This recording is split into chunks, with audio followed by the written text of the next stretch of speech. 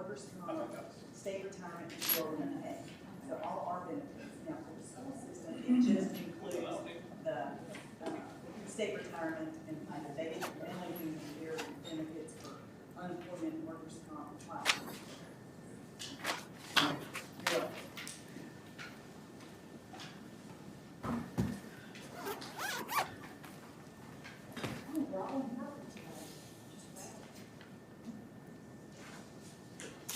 Okay, good morning. I think we might be ready. This time I will call the June 15th, 2021 Harnett County Board of Commissioners work session to order and ask Mr. Lou Weatherspoon if he would lead us in our Pledge of Allegiance and our invocation.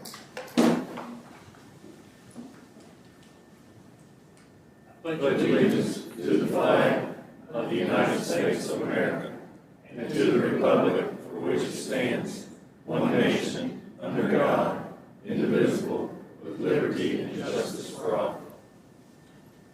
Join me in prayer, if you would, please. Most gracious Heavenly Father, we come thanking you today, Lord, for another day that you've given us. Lord, we ask you to bless this meeting, keep your hand in this meeting, and may everything that we do be pleasing to you. Lord, we ask you to be with our law enforcement, our military, and our first responders. Keep them safe, Lord. Hold them in the palm of your hand. Lord, be with us as we go through this meeting. We ask these things in Jesus Christ's name. Amen. Amen. Thank you, Commissioner Weatherspoon. At this time, I'd like to take a moment of chairman's privilege, if you will, to welcome Miss Melissa Capps, who will be taking our clerk to the board's position that has been vacant since Miss Wheeler retired. And we welcome you. We are happy to have you. We've been anticipating your joining us for some time, and it's glad to see you here it's our pleasure to see you here this morning. At this time, I'd like to ask Mr. Dwight Snow if he would administer the oath to Ms. Capps, so she will be official. Thank you. Hi there. Nice to meet you. You'll hold this Bible in your left hand and raise your right hand. We're going to make you official here. Okay. This is your oath of office pursuant to the state laws of North Carolina to be clerk of the Harnett County Board of Commissioners. Do you, Melissa Capps, solemnly swear that you will support and maintain the Constitution and laws of the United States and the Constitution and laws of North Carolina not inconsistent therewith, and that you will faithfully discharge the duties of your office of clerk to the Board of Harnett County, North Carolina, and that you will not allow your actions as clerk to the board to be influenced by personal or political friendships or obligations, so help you God? I do. You are now officially clerk to the Thank board. you. Thank you very much.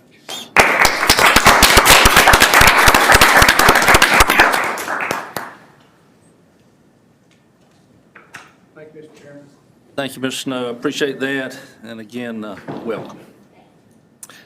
Okay, that brings us to our first item of discussion on the agenda. Discuss setting up the airport as a general fund type, separating it out of the general fund. Ms. Honeycutt Go ahead. Well, you want me to make a few more or remarks? Mr. Wood? I'll make a few I remarks. just read the agenda y'all gave me. She's got she's got the accounting part of it. All right. What we're trying to do here is, we think it'd be very helpful if we have the revenues and expenditures all in one fund, because we really want to run this like a business. And so we need to see the balance sheet and the income statement. I know those aren't governmental accounting terms, but, you know, for those of us who just know regular accounting. So we want to pull basically all the revenues out of the general fund and all the expenditures out of the general fund and put them in a separate fund called the Jetport Fund. And so that's basically what we're trying to accomplish. And with that, I'm going to turn it over and let Kimberly go through everything with you. Well, basically, just in a nutshell, by pulling it out, right now, the airport is actually a governmental fund, in the governmental fund as a department. To kind of expand on what Mr. Wood said, what we would like to do is actually pull that out. It will be a separate fund but it will still come up under the general government blanket. And that way, it will allow us to more easily track those expenditures and revenues, because a lot of this, you know, we have an idea, but with the recovery of the economy and the activity, we're just not exactly sure. So to allow us to be able to better track it and to keep it straight so that we don't have to do a lot of manual calculations, by putting it in a separate fund, but under that general fund umbrella, we'll be able to see, you know, any revenues, expenditures, they will all roll up together and they'll stay together. Thank you. So while it will not be an enterprise fund, it will be a separate fund that, under that same umbrella That's correct. for you.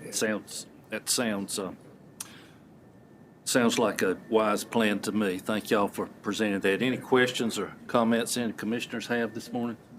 The one thing I failed to mention, the reason that we're doing it so quickly is it's a lot easier from an accounting standpoint if we have this in place by July 1.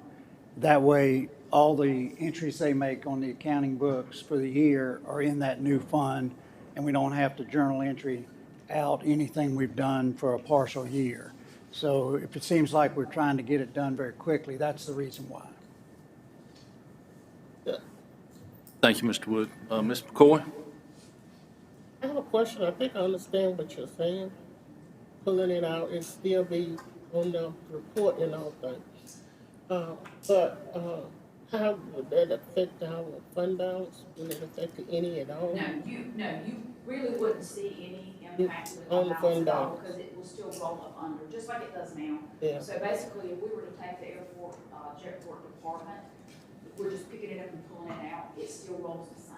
There, you won't Okay. notice it. I just want to know. I mean, Sure. thank you for explaining that to me. But the question is, It's just gonna make it a lot easier, because there's so many people that will be monitoring this. It'll make it a lot easier for finance, for the manager, for the ferries department. It'll be a lot easier for us to be able to look at it, so that if Mr. Wood has a question, he doesn't necessarily have to get with me. It's very clear, so it's it's there. not. It's there for him to see. Well, I guess it would be our form of transparency. Yeah, and the basic thing is just what she said. We need to be able to know on a monthly basis, where are we? How are we doing? Are our revenues exceeding expenditures or not? You know, and if not, what's the problem? So I can't manage the fund if I don't know what I've got there. And I don't need to be hunting and pecking through the general fund to put all this together. It Well, needs to be, I appreciate that, and that way you don't have no hidden secrets. that's right. Thank you. Any other questions or comments on this item? Okay. Hearing none, we'll move on to our discussion on allocating the remaining COVID first-round funding for an employee bonus. Mr. Wood? I'm going to turn this over to Brian. We've been working on this. My understanding is you've had a discussion about this. I think Thank you. Ms. Stewart brought it up. I believe it was sometime in April. And so what we want to do today is discuss this and see if you're ready to make a decision at the 21st at that meeting. So with that, I'm going to turn it over to Brian. All right, good morning.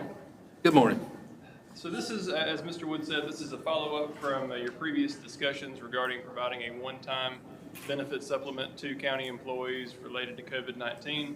I've given you a document that shows several scenarios and the potential costs of providing that one-time benefit supplement to all county employees and to classified staff with Harnett County Schools per your request. If you look at that document, the first set of figures shows costs for each of these scenarios for all county employees. The second set shows costs for Harnett County Schools classified staff. These numbers were provided by the school system. And then the third set at the bottom shows the combined costs for both sets of employees. The document also includes several different scenarios in terms of when an employee would qualify for a payment, as well as the amount of the payment. So in terms of timing, you can see on the leftmost column, we provide 4 different options for when an employee had to be employed to receive a payment. And the further back you push the date, obviously the lower the cost to the county, since it wouldn't include any employees who were hired after that date. So the numbers Excuse me, are people who have left since that day. Right. correct. So the first section shows all current employees as of June 4th for Harnett County and April 24th for the school system. The second shows employees who were working as of January 1st, 2021, start of the calendar year. The third section shows employees who were working at the start of the current fiscal year, July 1st of 2020. And then the fourth section shows employees who were working on March 1 of 2020, which was the official start of the pandemic. In terms of the amount, each scenario also shows costs for two different supplement amounts. The first, which I think was the original proposal, was $1,000 for all full-time employees and $500 for all part-time employees. The second would be $500 for all full-time employees and $250 for all part-time employees. Obviously, these are not an exhaustive list of scenarios, but we wanted to provide you with some options to spur discussion. One additional consideration regarding part-time staff is, would you want to provide that $250 or $500 supplement for all part-time staff regardless of the amount of hours they worked over the last year, or would there be some type of threshold for how many hours they worked over the course of the year or per week or per month? So you could do that, for instance, on a proration, a percentage. You know, if part-time people typically work, I believe our definition is less than 30 hours a week. So if you took as a percentage of that, if they work 30 hours, they get the 250. If they work a percentage of that, they get that percentage of the 250. Or you can just do the straight 250. And the other issue we have is seasonal employees, right? Correct. There are some employees who are there on our payroll seasonally, but they don't work regularly throughout the year. So any questions about that information before I go into the funding? Okay. In terms of available funding, we had initially talked about funding this through the county's Displaced Coronavirus Relief Fund allocation. Harnett County received $5,101,389 from the Coronavirus Relief Fund. We were required to provide 25% of that allocation to the municipalities, which we did, which left us with $3,826,042 available. Following guidance from the U.S. Treasury and NC Pandemic Recovery Office, we used our entire CRF allocation to cover the salaries of public safety employees who were presumed to be substantially dedicated to addressing COVID. This allowed the county to use the funds that we would have otherwise spent on those salaries to address COVID-19 with greater flexibility. We called this our Displaced CRF Allocation. Of that $3.8 million in displaced CRF money, the county currently has $406,979.43 available to be used for these one-time supplements in the event the board wishes to do so. There's a caveat to that, which I'll explain. So I can tell you in more detail how we got to that number if you're interested, but I don't want to get too deep into the weeds. One item of note is that the county used $644,682.10 in displaced CRF allocation that was transferred to the general fund in fiscal year 2020 to cover salaries. At the time, we didn't know what the economic picture would be, what the effect of COVID would be, so this money was transferred over in the event that we needed to use it to fund salaries. Ultimately, that was not necessary, so that money rolled over into fund balance. So this means technically you have up to $1,051,661.53 available that could be used for these one-time supplements, but you would need to allocate anything above that $406,000 figure from fund balance. And I would like turn it over to Finance Officer Kimberly Honeycutt to discuss the fund balance and what this would mean. Well, will you give me that figure again that rolled over into fund balance, 600 and something thousand? $644,682.10. Thank you. Any questions about that before we? Any questions for Mr. Haney? Thank you, Brian. So basically, my portion of this discussion would be at the bottom of the sheet that Brian passed out to you earlier. When we go in and calculate our fund balance as of the fiscal year ending 2020, We also go in as part of a 6-month review and take the last fund balance, because you know that's calculated at the end of the fiscal year. And then we adjust that for any appropriations made to fund balance in the subsequent fiscal year. So when we look at our adjusted fund balance, as of May 31st, our adjusted 2020 fund balance is sitting at 21.77%. So what I did is at the bottom of this sheet, to give you the different options, when you look at each option, that very far right column will show you the impact.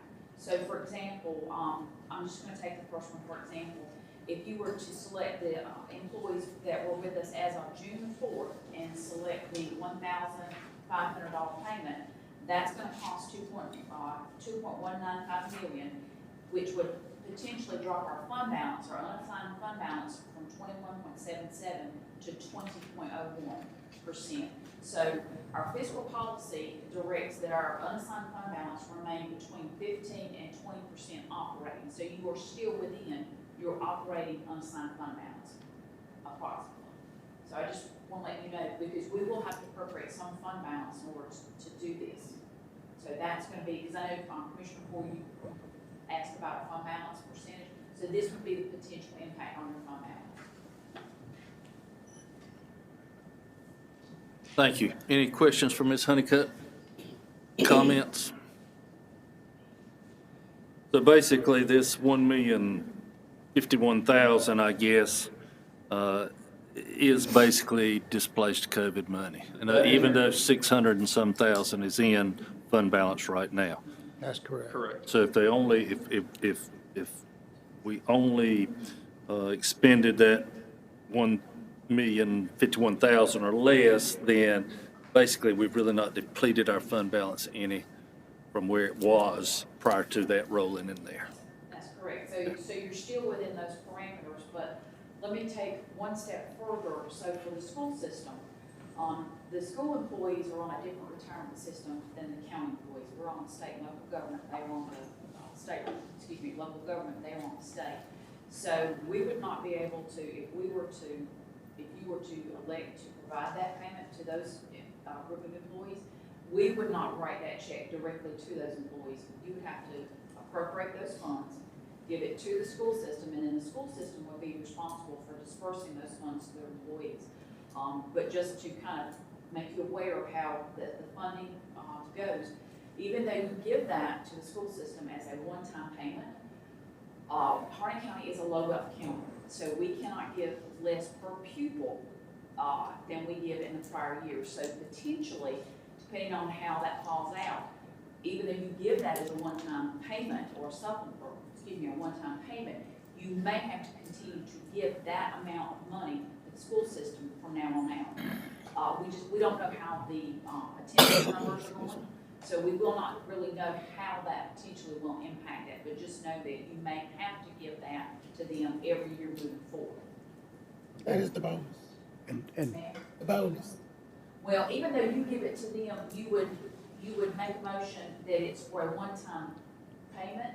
It would be a one-time payment to them unless you tell them they have to give that to them every year moving forward. I would treat it as a one-time bonus, but That's the what question she's I'm saying, going- Ms. McCoy, is when you give them an allocation in the following year for their operating budget, you don't earmark where it goes. You just say it's for operating expenses for the schools. What she's saying is you may have to keep that total in there to meet the low wealth thing. But the reality is most times the school system is going to have some growth in revenues every year. The reason I say that is every teacher that you have that is or staff member that's above and beyond the basic education plan, the state pays for the basic education plan teachers and staff. The others are 100% locally funded, and locally funded means county funded. And so if the state comes along and gives teachers a 3% increase next year, let's say, in salary, you're obligated to pay that 3% on all those local, fully locally paid teachers. So I'm just saying it's very rare that you would see a decrease in funding for a school system, it's typically the other way. The same thing happens on their health insurance. They're under the state health insurance plan. Same thing happens if their health insurance goes up 5%, then we've got to come up with the 5% on those locally paid employees. So when you factor in things like that, it's an issue, and we wanted to make you aware of it, but the reality is it probably won't come into play. You would have given them the money anyway. Yeah, I understand it. Spending a lot of money, but I want to understand how we spend it. So you have projected costs for a number of different scenarios. You have an amount of funding available from the county's displaced CRF allocation, some of that currently in fund balance. And our recommendation would be, if you choose an option that is lower than that full threshold, to only take the amount needed from fund balance to fund that option and then leave the rest in fund balance. So do you have any questions for staff, any direction or anything else you'd like to say? Well, it would seem to me that we have several questions. I guess one, employees, county employees, classified school employees, or just county employees being one question. Second one, what date of hire we need to, or we would like to consider. And then the consideration of whether we want to go with the 1,500 or the 500-250. Correct. Okay.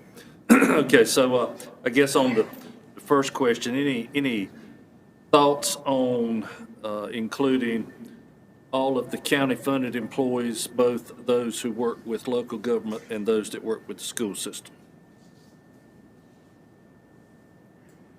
I think we should also point out, and Mr. Chairman, you might do a better job than I do, if you would explain the difference between classified and certified employees. Sure, and that goes back to what Mr. Wood said a few minutes ago.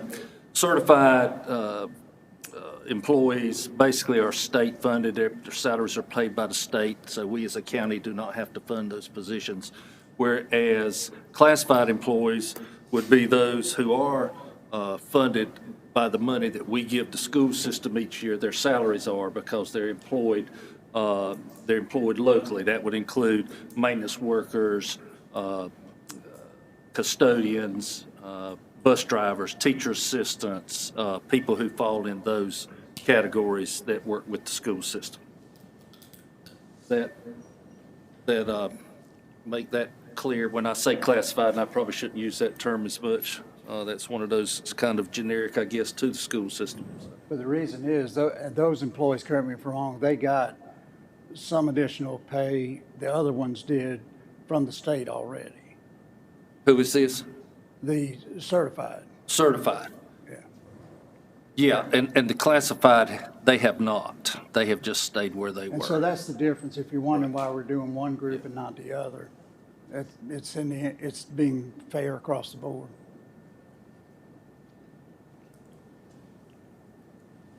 And for the most part, those are all hourly workers, whereas the certified folks pretty much salaried.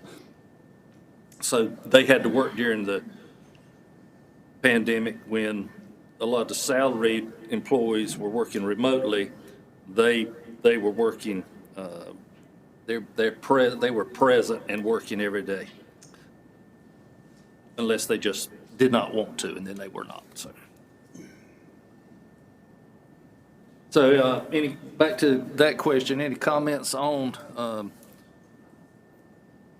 including both groups or only the local county government groups?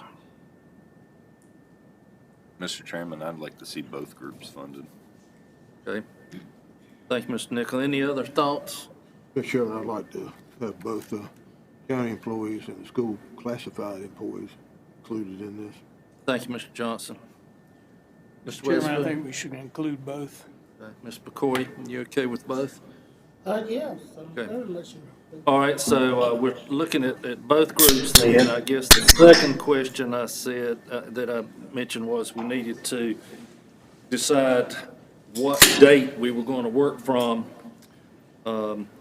either from, I guess, March 1st of 20 being the day right before the COVID shutdown, whatever we want to call it. And as Brian said, I guess 7/1/20 being the end of that fiscal year. And then 1/1/21, of course, beginning of the year 21, and then 6/4/21, basically halfway through that year.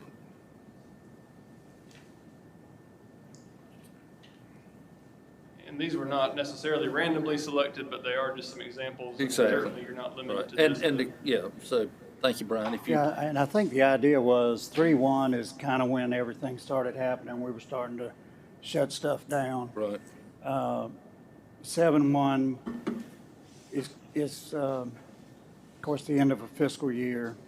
And then 1/1 is the beginning of this calendar year. But things have kind of gotten back to normal now for the most part. my thought would be that we take that date right before the COVID shutdown, if you will, because those employees that were working then worked through that time. They're still with us. I think they're the ones we need to reward for their loyalty through this. So that would be my suggestion. Any thoughts on that? Any other thoughts? Show what date? 3/1/20. Yeah, I'm in agreement with that 3/1 date. That sounds Okay. appropriate to me. Thank you, Mr. Johnson. Mr. Nichol, you okay with that? Yeah, I'm fine Ms. with that. McCoy? Okay, so we'll work from the 3/1/2020. And then the last decision, or the last question would be the originally proposed amount of $1,000 for full-time, $500 for part-time, or $500 for full-time and $250 for part-time. And I guess the basic question there is whether or not the board feels we need to stay within the actual limit of the COVID displaced funds of a little over $1 million, which, picking a date of 3/1/2020 would do it for the 500 and 250, or are you comfortable going with the 1,500, and then we have to take money out of fund balance that was not part of the displaced COVID money? Any thoughts? Mr. Chairman, my recommendation would be for the 1,500. As you said, this is a reward for their loyalty and the work that they did, and kept the county running while we were shut down during COVID. Okay. Thank you, Mr. Nichol. That would keep if reading the numbers that were provided here, that would keep our fund balance at about 20.31%, which is still exceeds slightly the 15 to 20% mark that I guess our prior boards and our board has tried to adhere to. Is that correct, Ms. Honeycutt? That's perfect. I was trying to find the word, came up with mark, so anyway. I'm gonna let you sub in for me when I'm out. Okay, thank you, Mr. Nichol. Any other comments on that? I agree with Mr. Nichol. Okay, Ms. McCoy, are you okay with that? Yes. Mr. Johnson, you okay with Yes, that? sir. Okay, so let's do the, whatever, for the We'll have the agenda. agenda on the 21st. Right. You want the 1,500, and we're going to select the 3/1/2020 as the date. That's correct. Okay. And in terms, the final question, in terms of the part-time staff, do you have any Very thoughts good. on the threshold of a number of hours that they would have had to have worked to earn that?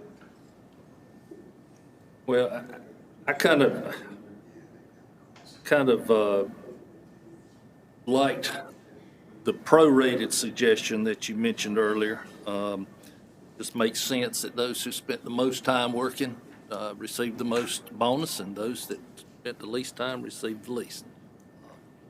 Just my thoughts, but I'll leave that open to my fellow commissioners to, At the 30 hours? excuse me. Was that the 30 hours?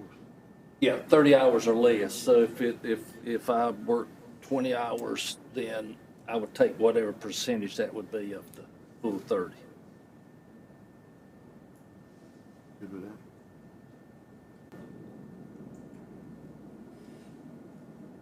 Any other thoughts on that, Mr. Nichols? I see you nodding your head. Mr. Weatherspoon, you okay? Mr. McCoy, you okay? Okay. Mr. Johnson? Okay. Okay. So you want it prorated then? So I think let's Off look the at that. 30%. And the other question, give me a little more information on seasonal employees, I guess. Yes, so you have seasonal employees, they may not be terminated at the end of the year, but they come, like, for instance, you've got people that work Parks and Recreation, summer camp at Boone Trail, they may do work that's only seasonal, but they're still on the payroll. They may not work, over the course of a year, they may not work, 30 hours or 20 hours, but they do work partially during the year. And these are hourly employees. Correct. So did any of them work during the time that the county was shut down, I guess? I'm sure some of them did. But we've got reports that can show what was worked during the pandemic, so we could certainly prorate that as well if that's the wish of the board. I think that would be my suggestion. If we have some that worked during that time, and we can determine their percentage of work and prorate that, I think they should be included. My thoughts. I agree with you, Mr. Chairman. Okay.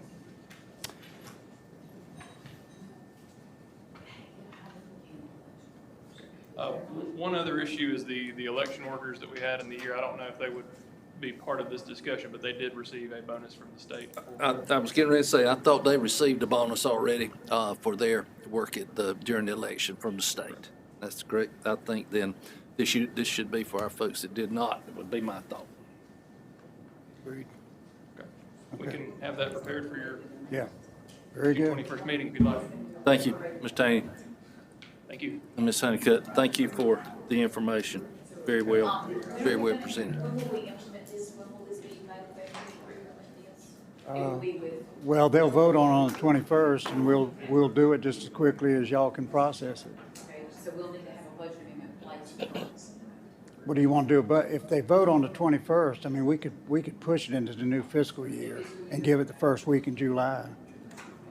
That would. You're gonna need some time, to process all this. Yeah. So I would just do that and push it into the new fiscal year.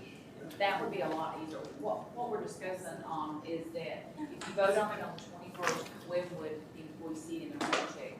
So for them to see it in their July, paycheck, we would need to appropriate a budget amendment in next year's budget. So that would give us time to get everything Sure. together. And obviously, I think we would like for them to be able to receive that as soon as possible, but at the same time, we know a lot of work that you're going to have to do, especially tracking down those percentages. So as soon as you can turn that around, that'll be great, but don't feel like you're under any great pressure to meet some arbitrary date that we might set, not knowing how much work this might create for you. I feel confident that July would be, Okay. That would give us more than ample time to calculate. Okay. Very good. So that can be our target date going forward then, I think. Okay. All right, thank you. Thank you, Ms. Taney. Appreciate that very much. And thanks again for the information.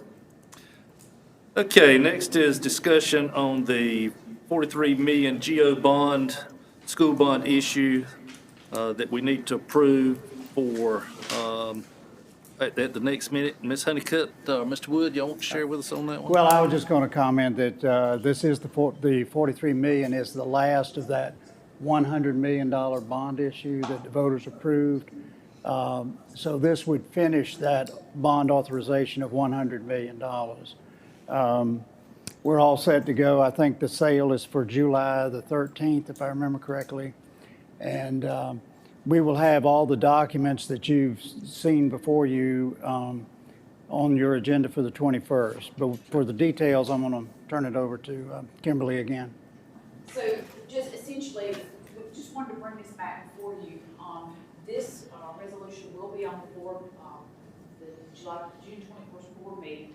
but wanted to kind of bring it back in front of you because this would be kind of really the first official document you've really seen. So when we issue debt, whether it's GO bonds or installment purchase, there are a series of resolutions and public hearings and authorizations that you as a board have to approve. So in a sense, what this resolution will do is it will give us the authority or county the authority to go out and actually sell those 43 million of bonds. We cannot sell more than 43 million, and that's what your resolution also directs. But what I also wanted to put back in front of you, I have an enlarged debt affordability. And this actually is from the report that was shared with you in the joint meeting with the school system. We actually enlarged this, and what I wanted to kind of show you, and this is every time we go out to do potential debt, or if we can do a debt affordability study, we will always provide these affordability studies for you. And the two that I have given you, one is the existing debt. And so in the far column, I have mentioned over the last several months, we actually have a separate debt service fund. And we have defined contribution from the general fund to that debt service fund every year. And then those portions of restricted sales tax also go in there. And by having it in a separate fund, you know, as we kind of talked about earlier with the airport, it gives us the opportunity to segregate and combine and put this in one fund so we can actually see how much money we have. So when we go out to see if we need to do a tax impact or if there is a tax impact, you can readily see that.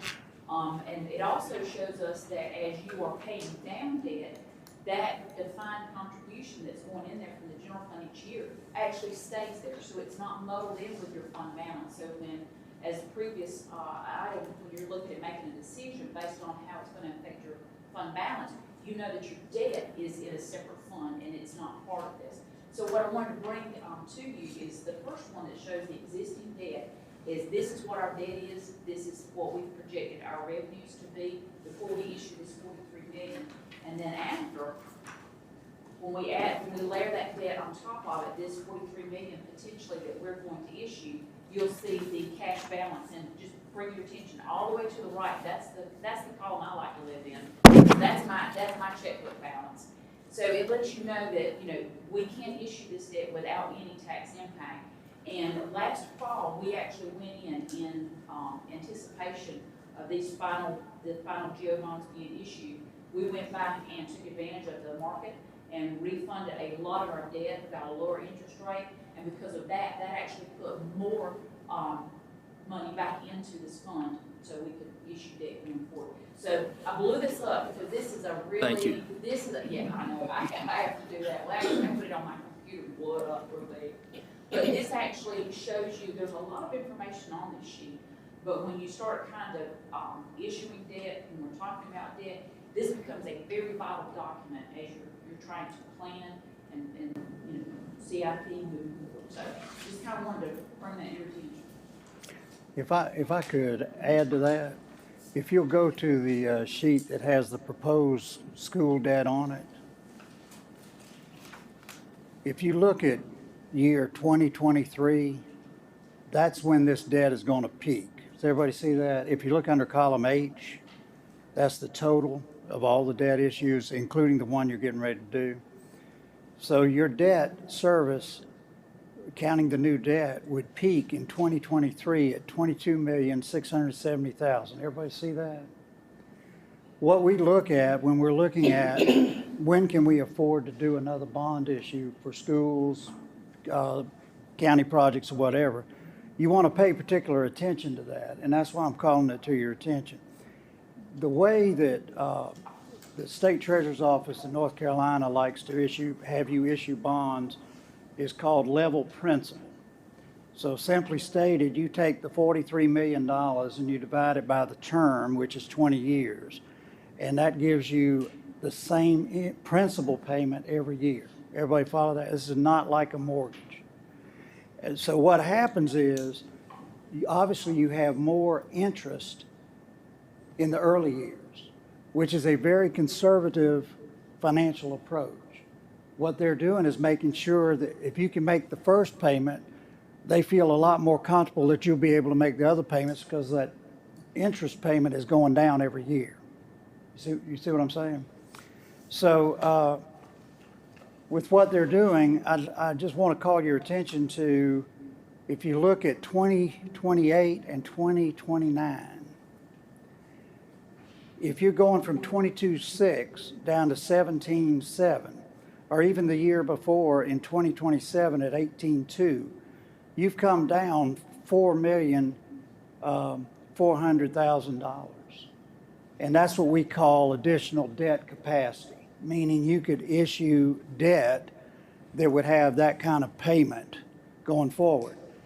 And going back to column T, which is Kimberly's favorite line item there, she keeps that fund balance there because of the way the state does the bonds. I've already told you that the interest is the most in the early years. Well, you can use some of that debt service fund balance to take care of some of the overage on those really first years, which allows you not to have to wait sometimes as late as the years I just pointed out to you. So I just wanted to point that out because that's going to become critical as we get into the fall and start talking about updating your CIP.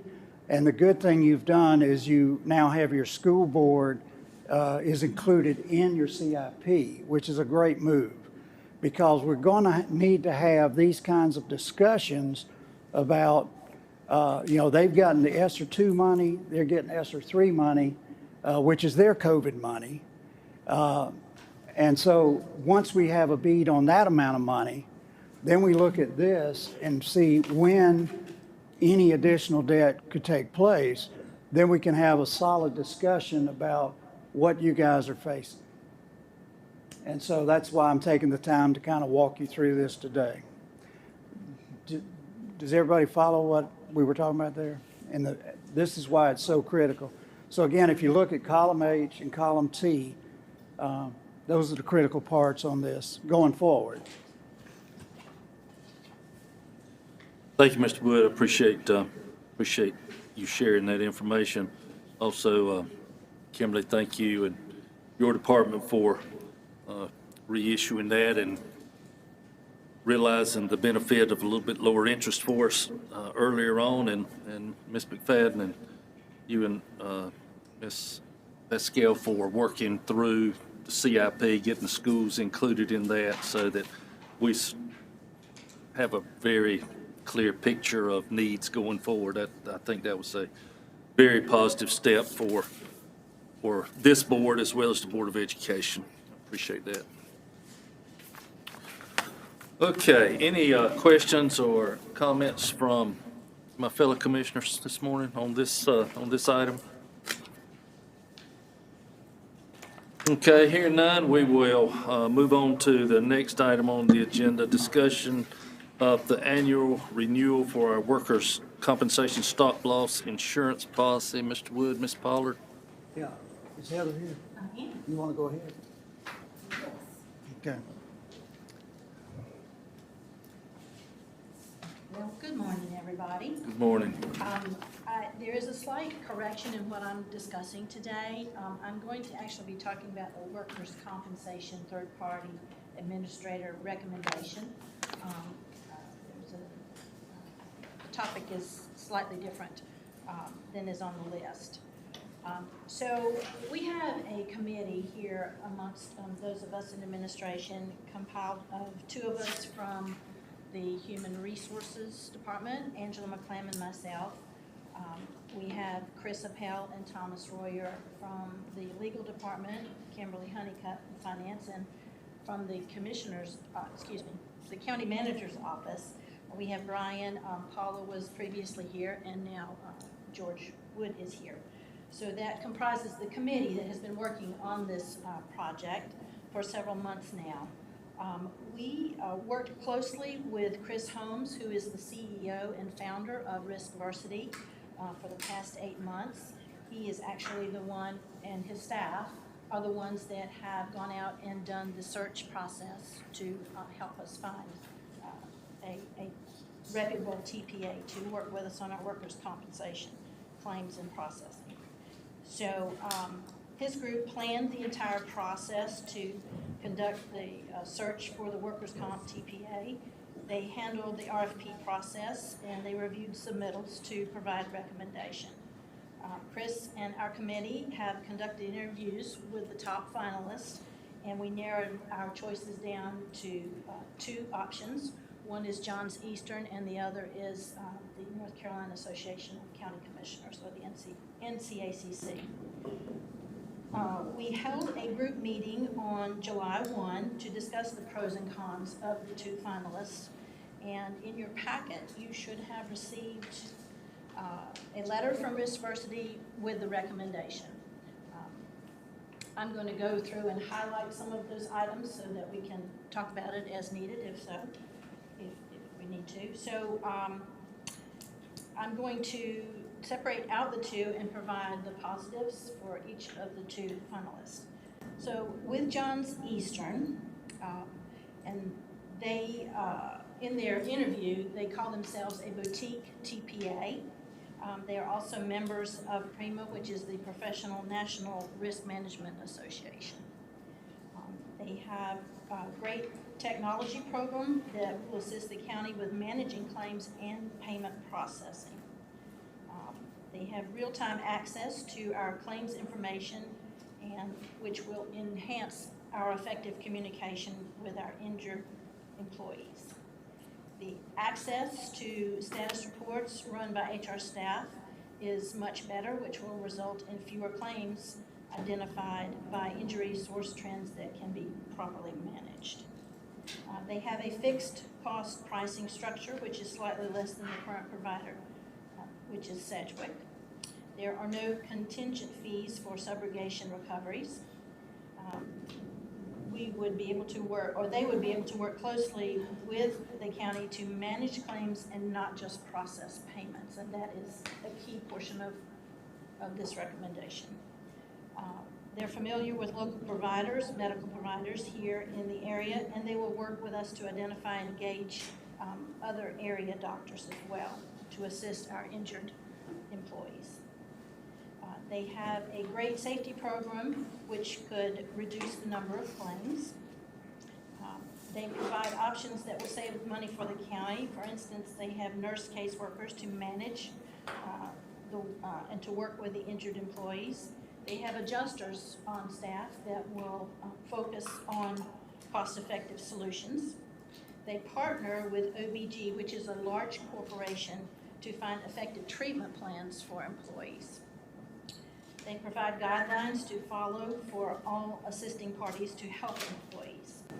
Their pharmacy program is set up to drive costs down by using less expensive but effective medications, and they provide pharmaceutical evaluations to determine safe treatments for our employees.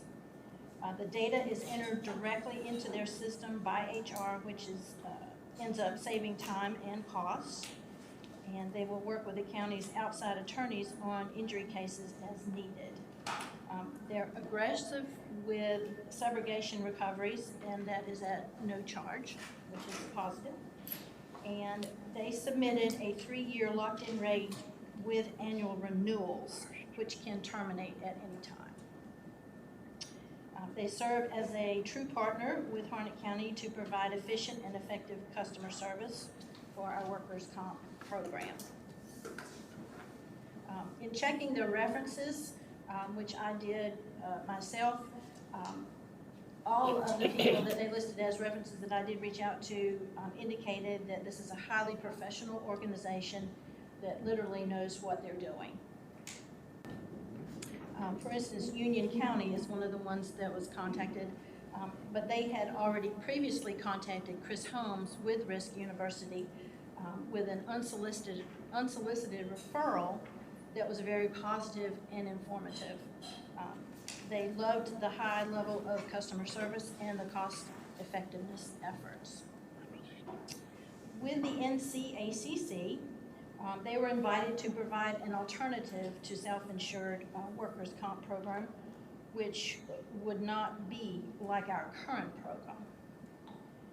This option would resemble the current property and liability pool arrangement, which we already are in with NCACC, and would use a third-party claims administrator.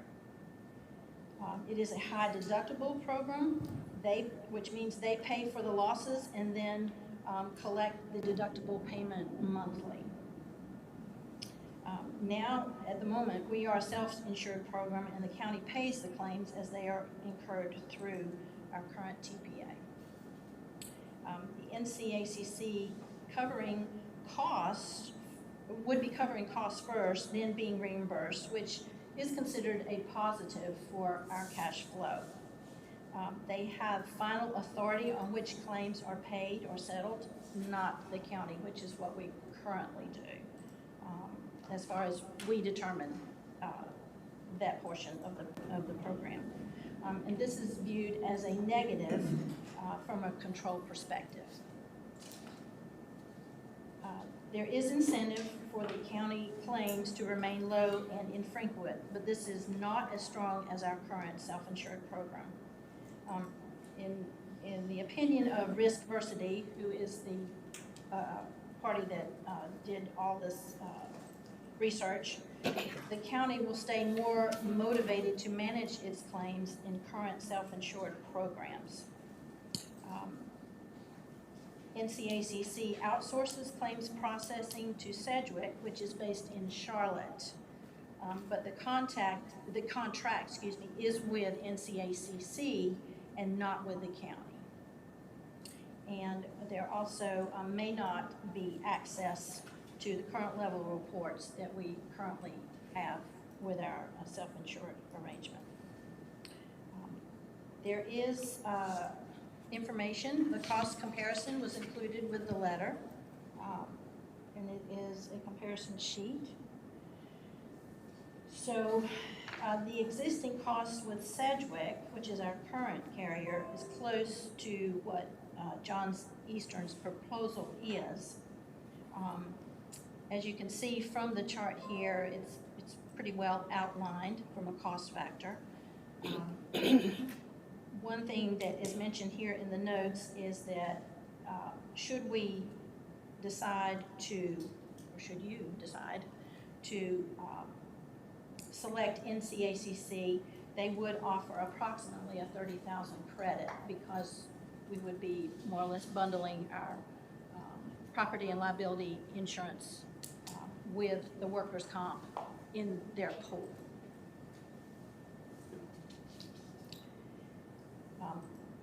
Our rationale, as far as when we met on the first amongst the committee members, was that we do agree with Riskversity's recommendation to continue with our current self-insured program and to work with Johns Eastern as the third-party administrator. The Departments of Legal, Human Resources, and the County Manager's Office have worked diligently over the past few years to move our workers' comp program to a higher level to maintain lower costs and low claims volume. By adding Johns Eastern to our efforts, we would continue to drive costs down due to data access, implementing a strong safety program, and adding new management tools to our program. The committee overall was collectively impressed with John Eastern's flexibility, with their enhanced technology that would bring the county forward, with their ability to work with legals or their outside resources on claims that would need that type of attention. They offer a flat rate and no additional charges. Their professionalism and willingness to provide cost-effective services is important, and they do have a good bit of experience working with local governments. From the legal aspect, the real value is the county being able to control and manage the costs, as we are doing now. And again, collectively, we have no desire to give up our self-insured program. We're impressed that maintaining our control will enable reduced costs to continue. And having direct access to reports and claims information in real time will be more effective in responding to our injured employees. Basically, all of us agreed that you pretty much get what you pay for, And cost is not the only factor to consider when looking at a workers' comp program that is already working very well. So most of our committee is here today, so if any of you would like to come in and add any comments to this, you're more than welcome to do so. If you don't mind, Commissioners, I must speak Sure. from the kind of legal aspect, because obviously I deal a lot whenever there's a claim that's challenged. Obviously, that's where my office comes in. I'll work closely with Angel on these claims. We have outside counsel when needed. So obviously, the big thing of the risk pool, there's a cost difference. There's a cost savings with that, and that may be great. If you choose to go with them, at the end of the day, I'm sure we'll be fine. We've worked with Cedric. Now, we'll get a different team. The current individual I work with would not be part of the team, so it would be a new team we'd have to get accustomed with. But we've been with a TPA for a while now. My predecessor and Kimberly started off by really nailing down these claims and getting the costs way down, and we've continued on with that. And so we've really gotten these costs under control. So as Heather mentioned, the deductible, the risk pool is a high deductible of $500,000. As of late, we don't have any claims that go over that. So we've been paying out of pocket up to that amount as it is. In previous years, we had a lot of expensive cases that went over $1 million. We're self-insured up to $1 million. We have excess over that. So now that we've got under control, we've managed this very well. We maintain that control with the TPA, and we feel we can go take that next step with John Eastern. I think they have a little bit more to offer through them. And again, there's a cost difference, but there's a possibility we could easily make that up by having control over what cases we want to accept, deny, or whatever. We maintain control. I get to choose our outside counsel. Not that the risk pool wouldn't allow us to choose ours like we do traditional insurance, but we don't have to go through that process. We use who we want to use. And as you all know in other discussions, sometimes having control over your destiny of what claims you want to settle is important, as compared to someone else dictating what gets settled, what doesn't get settled. Because the risk pool is traditional insurance. They call the shots. So I just wanted to point that out, that having that control is worth some money, especially since we've gotten things under control in the last 5-6 years, whatever it may be. So, and Kimberly, I'm sure can talk more about numbers themselves, but I just want to point that out from the legal standpoint of how important that is. Thank you, Chris. Anybody have any questions for Chris? I don't have any questions, but I want to say, looking back over the past, you all have done a wonderful job of getting down these workers' comp claims. Because we used to have a lot of them. So whatever you're doing, you need to keep it up. I have one question, if I could. Yes, sir, Mr. Wood. Heather, I noticed from looking at the spreadsheet here, and the note says Johns Eastern is still securing an additional quote for the excess. Do we have that now? We have not gotten that yet. Okay. Are y'all anticipating it being higher than last year significantly or not? I would say probably not significantly. Okay. I had planned to reach out to Chris Holmes with Riskversity because he's the recipient Right. of that. Okay. And we already have some quotes. We're trying to see if we can get this something lower. Get it lower, yeah. So we already kind of have an idea. If we don't get an additional lower quote, we already know what the Yeah. cost is going to be. So essentially, if we go with Johns Eastern, we're in line with our existing program cost, including the excess liability coverage. Okay. Okay. Anyone else? So for the benefit of the new board members, what I wanted to kind of expand on what Chris had stated, when we made the decision several years ago to become self-funded, that wasn't a measure to actually control some of our costs. In that time, as Chris was saying, we have had a couple of very large claims that we have now been able to get rid of, to settle. But what we've been able to do is each month when we create a benefit, it actually goes over to a separate fund. So again, there's another separate fund where we have identified those workers' comp money so that when there is a settlement of a claim, it does not impact our general fund balance. What we've been able to do over the years is just like with the paramedics, we have invested in the stretchers that will actually assist in lifting. So we have eliminated a lot of the back injuries, a lot of driver's training programs, a lot of employee education programs. There's a lot that we have done. But What I find most exciting about the opportunity that we have now is that for the first time, the county is in a position financially to make our decisions about what we will do. We have not let cost guide what we will do. And so I think that that's a significant step in us being able to take advantage of what we have to manage our own cost, to be able to manage what suits Harnett County and what fits Harnett County. And I just want to point out that reciprocity isn't biased in any kind of way against the pool. They recommended the TPA for us, Johns Eastern. However, for another county, you didn't disclose which county it is, another client, where they don't have as much control over their claims, and they're recommending the risk pool for them. So they do look at each individual county and how they're set up. So just to give you an idea. Sorry. Okay, thank you. I have one question that I don't know the terminology to even be able to ask. Maybe you can figure out what I'm talking about. And you may or may not have that. But what is there's a number that they rate us on as far as our number of workman's comp claims per year. Do we know what that is? You talking about an experience rating?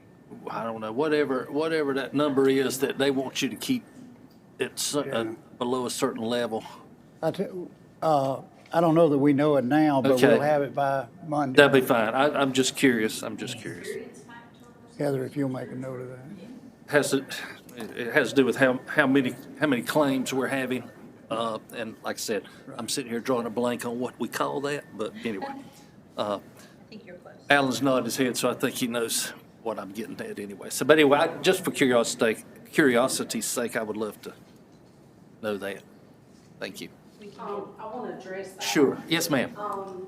The experience modifier is what you were That's talking it. about. Yes, ma'am.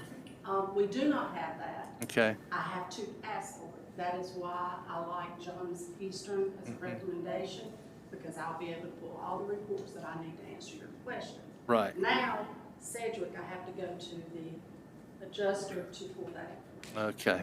It has more flexibility for what we need, not having to go to the adjuster in CACC to be able to get the information for us. Very good. without delay. So Yes. I wanted to take that advantage, us Right. having access is. Because that is very important in how the rates get determined and all that kind of stuff. So that's I will get that. wonderful. Thank you so much. Any other questions or comments regarding this matter this morning? You just want to bat this around a little bit, or you feel comfortable about which group you'd like to go with, or is this something you need some time to think about before we make an official decision next week?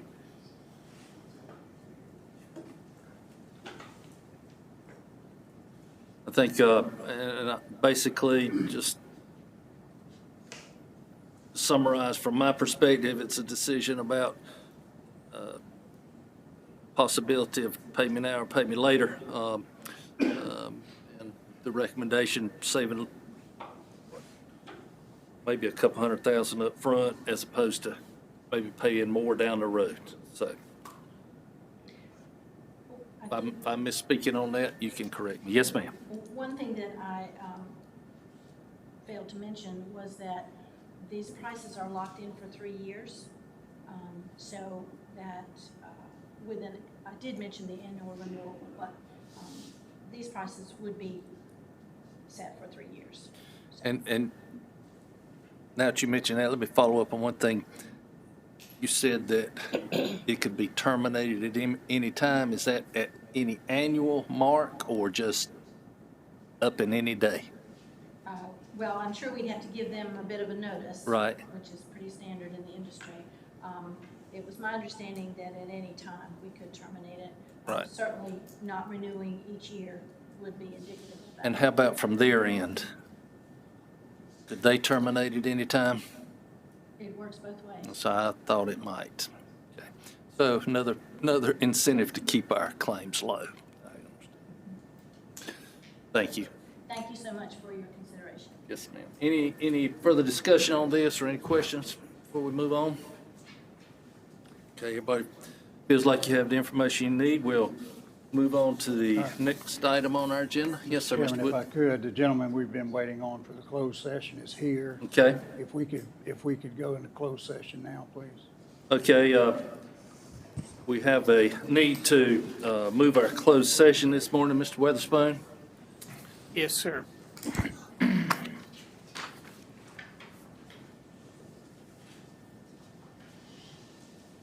Mr. Chairman, I move the board go into closed session for the following purpose. Consultation with the county's legal counsel in order to preserve the attorney-client privilege concerning the handling of certain claims and litigation, including the following cases. A, estate of John David Livingston II and others versus Hagus and others, U.S. District Court, Eastern District of North Carolina, Western Division, file number 5, CV-00906-B0. And Anderson Creek Partners, LP, and others versus County of Harnett, Harnett County Superior Court, file number 17, CVS 363, and PF Development Group, LLC versus County of Harnett, file number 17, CVS 1361. And in regarding the National Prescription Opiate Litigation, MDL 2804, United States District Court for the Northern District of Ohio. And also to discuss certain personnel matters. This motion's made pursuant to North Carolina General Statute, Section 143-318.11A3 and 6. Thank you, Mr. Witherspoon. Do we have a second? Second. Have a second. Thank you, Mr. Nichol. All in favor, say aye. Aye. Any opposed? We'll now move into closed session. Thank you.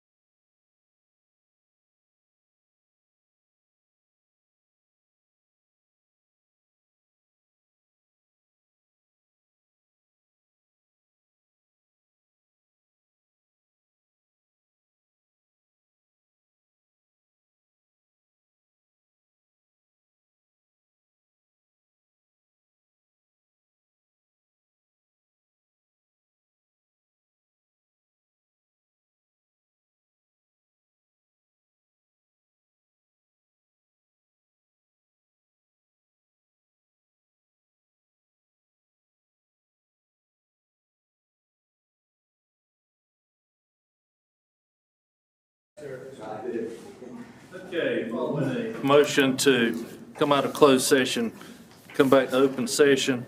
Mr. Witherspoon, I'll turn the floor over to you to amend your motion. Yes, sir, Mr. Chairman. I need to amend my motion concerning the closed session to add a discussion of certain economic development matters, and this is pursuant to North Carolina General Statute, Section 143, 318.11A4. Thank you, Mr. Witherspoon. Do I have a second? Second. Thank you, Mr. Nichol. Any discussion? All in favor, say aye. Aye. All opposed?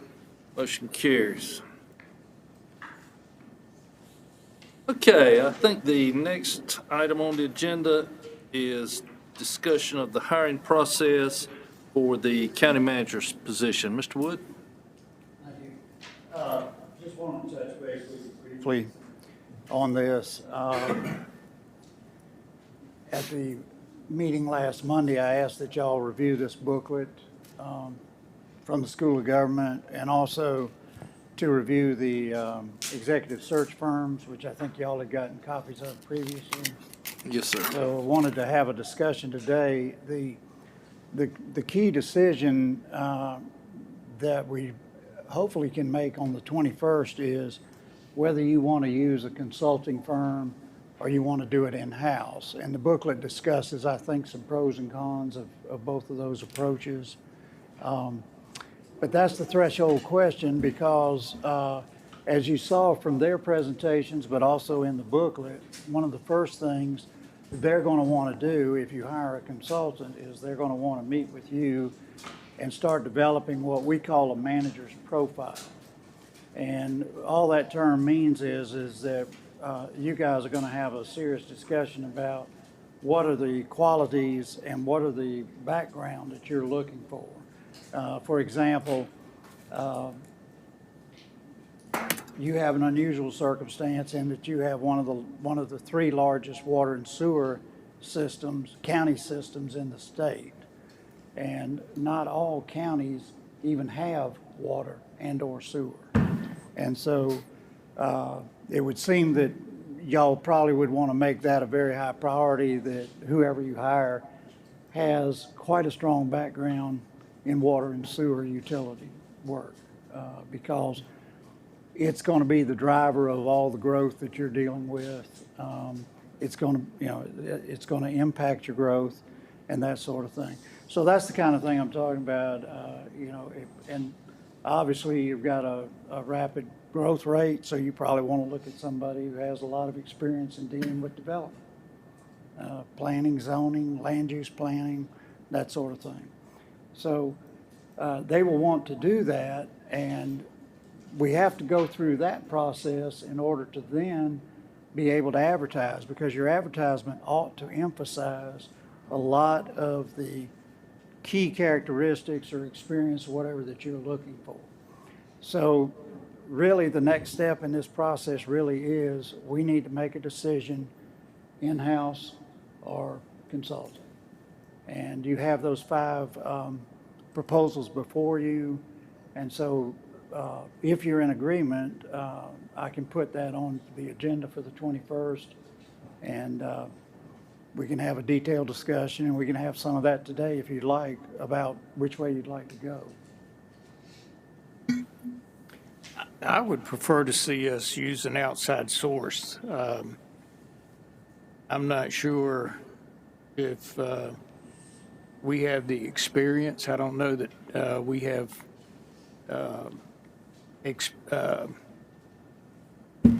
experience hiring executive level employees. I've hired a number of employees in my career, but they weren't the CEO level, which a county manager is at least the CEO level.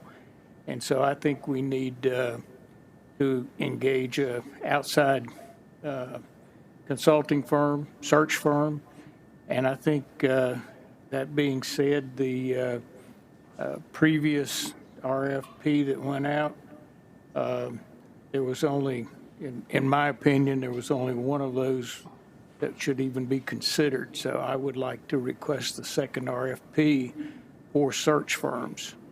And we could, if we do a separate or a second RFP for search firms, could we keep Slavin in the mix? Or would they have to resubmit? I think so. I think you could notify them that they're in it. And you can either say, we'd like you to resubmit, or we'll just accept what you've already sent in. And then notify the others that we're going back out. They may still reapply. We can't deny them the opportunity to do that. And what we can do is, I think the best approach is to identify some of these search firms that specialize in local government managers. Right. And send it directly to them. I agree. And those are just my opinions. Yeah, thank you, Commissioner Witherspoon. Appreciate you kicking off the discussion. Anyone else? Yes, Mr. Chairman, I would have to agree with Mr. Witherspoon as far as hiring an executive search firm. I also like to make a statement that I'd like to see it done sooner than later if we are going to go ahead and kick out another RFP, that we stay hot on that, just because we are working on developing a strategic plan right now for the county, and I really think it'd be imperative and in the county's best interest if we have, the county manager along with that process. Right. Thank you. That's an excellent point. Thank you, Commissioner Nickel. Anyone else? Mr. McCoy? A search firm. Okay, thank Do you. with that. Mr. McCoy, you okay on that route as well, of hiring an outside search firm? Well, yes, sir, everybody else is. Okay, thank you. So I guess, now, if we're going to send out another RFP, that's not something we need to approve again, is it? Or is it? Well, it probably is. Okay, so- Because basically, it's rejecting that pool and going back out. Okay. Well, let's put that on the agenda then, Okay. with the intent of approving another RFP for a search firm for county manager's position. Okay.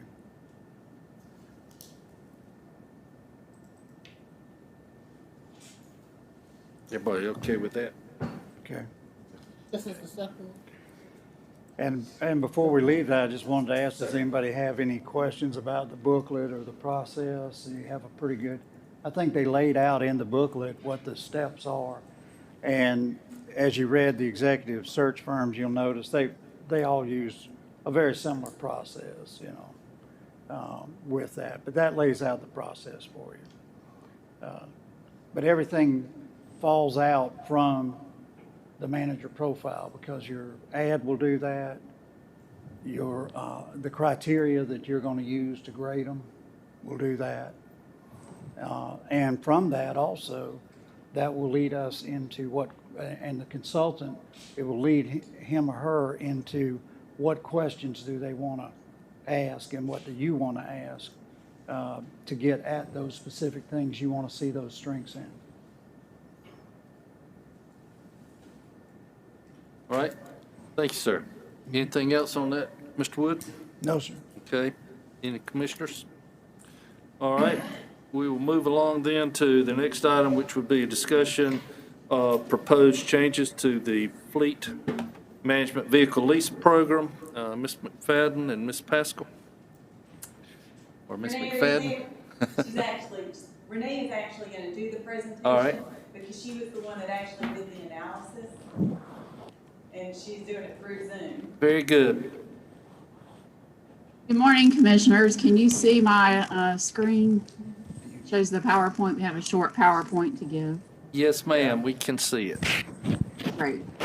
So the first thing I would like to do is just recognize Beth Linson, who is your fleet manager, and Johnny Stone, who is your garage mechanic. When we did this analysis, it required them to do quite a bit of work producing data and recommendations, and they were awesome. I've done several fleet analyses in my career, but I've never had such great staff to work with in doing so. And so I just want to recognize them for all of their hard work to make this possible.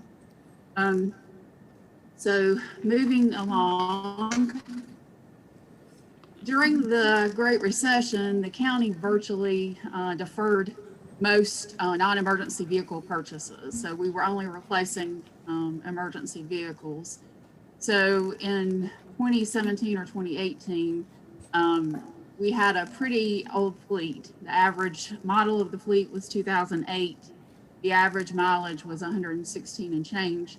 And the average vehicle, when we sold those vehicles, would sell for only about $2,400. The county was approached by Enterprise Leasing Company. They have a leasing model with local governments. And so they presented a proposal, I believe it was to the finance officer and the general services director at the time. And they reviewed the proposal and thought that it was expensive, and also thought that the county could emulate that proposal in-house at a cheaper cost. And so they developed this leasing program in 2019. And the idea was that all vehicles would be purchased through an internal service fund. So if you look in your budget, you have a separate fund for this. All vehicles that are ultimately replaced are then leased to departments. So they retain vehicles until they're replaced, but then at that point they become leased. The lease rates that were developed were based on depreciation factor, and the idea, and I think really the crux of the model is, like the enterprise model, we would sell the vehicles at 60,000 miles, which is typically when the powertrain warranty ends. And that sale would then yield about 40% of the initial purchase price. So the idea was that we weren't driving cars until the wheels fell off. We were selling them when they still had some value. The initiative was initially to be funded through 5 $200,000 transfers from the general fund over 5 years, and then the leases that were paid by the department. So the lease payment gets budgeted in the department's budget, and then that money is then going into the internal service fund to pay for future vehicle replacements. There wasn't at the time a complete replacement plan developed, or aside from the $1 million plus the lease payments, there was really no comprehensive model that demonstrated that this would be self-sufficient. And so the assumption was it would be self-sufficient after year 5 through the lease rates being paid. And that's really the main reason why we took a look at this, was to make sure that that assumption was still valid. We also, in producing the CIP, we're including the $200,000 transfer from the general fund. So the question was, do we need to continue that? And that was planned for fiscal year 22 and fiscal year 23 in the CIP. So as a result of that work, the garage and fleet staff developed a standardized scoring system, as well as their extensive knowledge of the vehicles. They really know the vehicles, they know the departments and the needs. And so that point system plus their knowledge of the vehicles would decide on an annual basis which vehicles were supposed to be replaced. In doing this analysis, we've also added a review of the fuel records, because a couple of the vehicles on the list actually had fairly low mileage, and we ultimately determined did not need to be replaced. 21 vehicles have been replaced to date, which is roughly the halfway point. So we project we will need to replace another 21 vehicles in the next 2 or 3 years. And so because we're at the halfway point, it's really a good time to kind of step back and take a look at these things and make sure that what we're doing is sustainable. Some positive outcomes of the program already is that vehicle types have been standardized across departments. So we're able to purchase in bulk. And then also this creates efficiencies for our garage because they only have to service, a few types of vehicles versus many different types that if departments are allowed to buy whatever they would like to buy. Departments now have new vehicles to drive. So of the vehicles that have been replaced, the average model is 2018.6. The main goal of our analysis, as I've already said, was to make sure that the replacement program would be financially sustainable. And we also wanted to look at whether the general fund contribution was needed. We used 2020 mileage in the analysis because, as we've mentioned before, the mileage in 2021 was way down really across the county. So we felt like 2020 mileage was a better representation of actual vehicle usage by departments. So what the analysis revealed is there are some operating issues which affect sustainability. And these operating issues will really need to be addressed in order for the program to be sustainable moving into the future. If they're not addressed, then we need to change the assumptions for the funding model. So the first thing, as I've mentioned, leased vehicles were supposed to be driven 60,000 miles over 5 years, or roughly 12,000 miles a year. What the analysis showed is that most of the vehicles are either driven way too much or way too little, and a couple of departments have both types of vehicles, both vehicles that are being driven too much and vehicles that are being driven too little. What driving too little means is that, the vehicle's going to depreciate regardless of the mileage. So at 5 years, roughly the vehicle will have lost 60% of its value, but the county will not have realized that in mileage. For an example, one of the vehicles in 2020 was driven less than 2,000 miles. So for that year, the per mileage cost was $1.56. Well, if you compare that with what the average fleet vehicle cost is per mile, that's 33 cents. The other point is we reimburse mileage at 57.5 cents. So it was actually more cost effective just to reimburse mileage than to keep that vehicle on the road because it was being driven so little. From an overall standpoint, though, it looks like we need to retain most of the vehicles and they need to be shifted around among departments so that we're maximizing that mileage. Other vehicles were driven so much that they would have 60,000 miles on them well before 5-year mark. So like to produce a visual kind of the issue, and you see here you've got 6 vehicles roughly that are driven about twice as much as they should be. So they'll have attained 60,000 miles well before the 5-year mark. And then 5 vehicles are driven about the right amount of mileage. And then finally, 4 of the vehicles are driven so little that mileage reimbursement is a better option. We also kind of discovered that there wasn't really a plan for service trucks, and those are your larger trucks that may have the body modified for service and that kind of thing. And some reasons why it doesn't really make sense to replace them after 5 years is they have a higher initial cost. Trucks, as you know, retain their value. They don't depreciate nearly as rapidly as cars. And in some cases, modifications are made to the body. So you want to be able to recover the cost of that as well. A few departments, particularly animal control, really can't control their mileage. We actually looked at all their vehicles and they're putting about 25,000 miles a year on every vehicle. And it's because they have to go when the call comes in. Their responsibilities are more akin to public safety. So those were two areas we identified that we might have to make some different recommendations about those vehicles.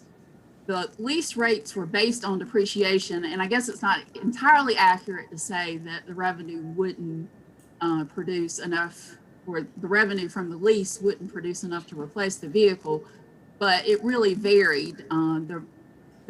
What we did was project out the cost of the vehicle replacement, and lease rates varied between 110 and 160% of that projected replacement cost. So we thought it made more sense really to base the lease rate on the projected replacement cost rather than depreciation, because that's what the county would be responsible for financially. So these are the recommendations. I don't believe that all the recommendations are going to be implemented initially, but Mr. Wood asked that I go through all of what our recommendations were. The first is we developed a 10-year funding and vehicle replacement plan working with the garage and fleet staff. And so we know roughly what vehicles are going to be replaced, how much it's going to cost, and so on over the next 10 years. And that does include replacement vehicles. So there's at least 2 rounds of that in the plan.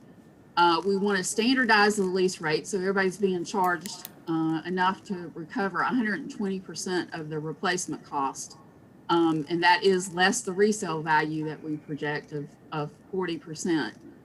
This gives us a bit of a cushion in case our assumptions are wrong.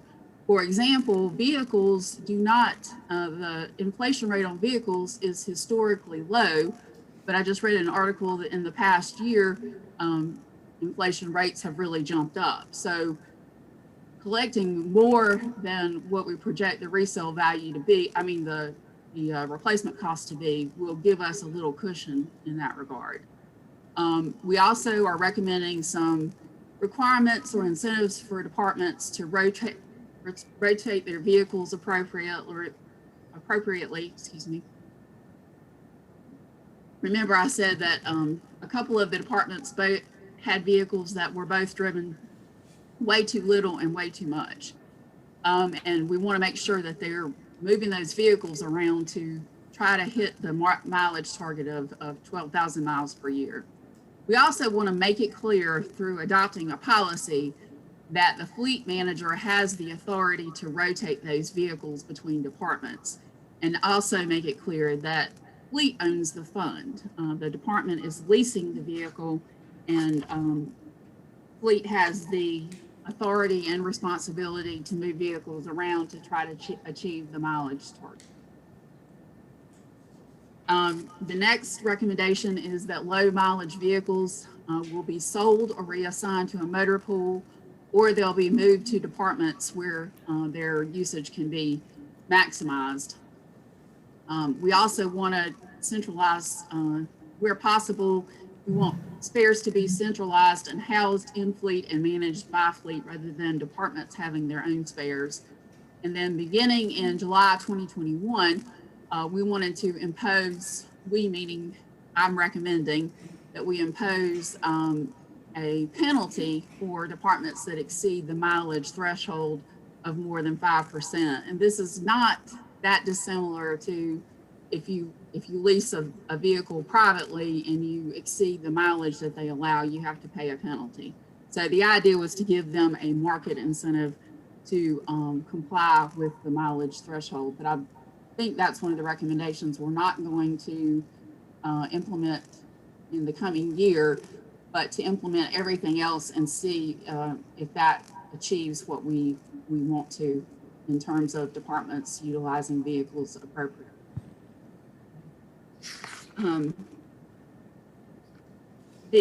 With regard to the mileage penalty, as I said, we're not recommending moving forward with that in the upcoming year, but the fleet manager already gives departments a monthly report that shows what the mileage is, and we get that through the fuel records. And it really, we want to make it clear through the policy and through actions that it is the department head's responsibility really to manage their usage of the fleet. And we also want to make sure that departments that don't have enough vehicles assigned be evaluated for additional vehicles. You may recall that we recommended purchasing 4 environmental health vehicles this year, and that's because our analysis showed it was more cost effective to purchase those vehicles through and lease them through fleet than it was to do mileage reimbursement. So one of the recommendations is also to have the fleet manager monitor mileage reimbursements for situations like that. The final 2 recommendations are that service trucks, those are those larger trucks, will be sold after 8 years and 96,000 miles, and they still retain nearly 40% of their value. And then finally, the animal control trucks will be sold after 5 years and roughly 125,000 miles. And we would not, if we do so in the future, we would not recommend imposing a mileage penalty for them because they can't control their mileage. So that is the recommendations in a nutshell. I'll be glad to take any questions. Thank you, Ms. Pascal. Any questions?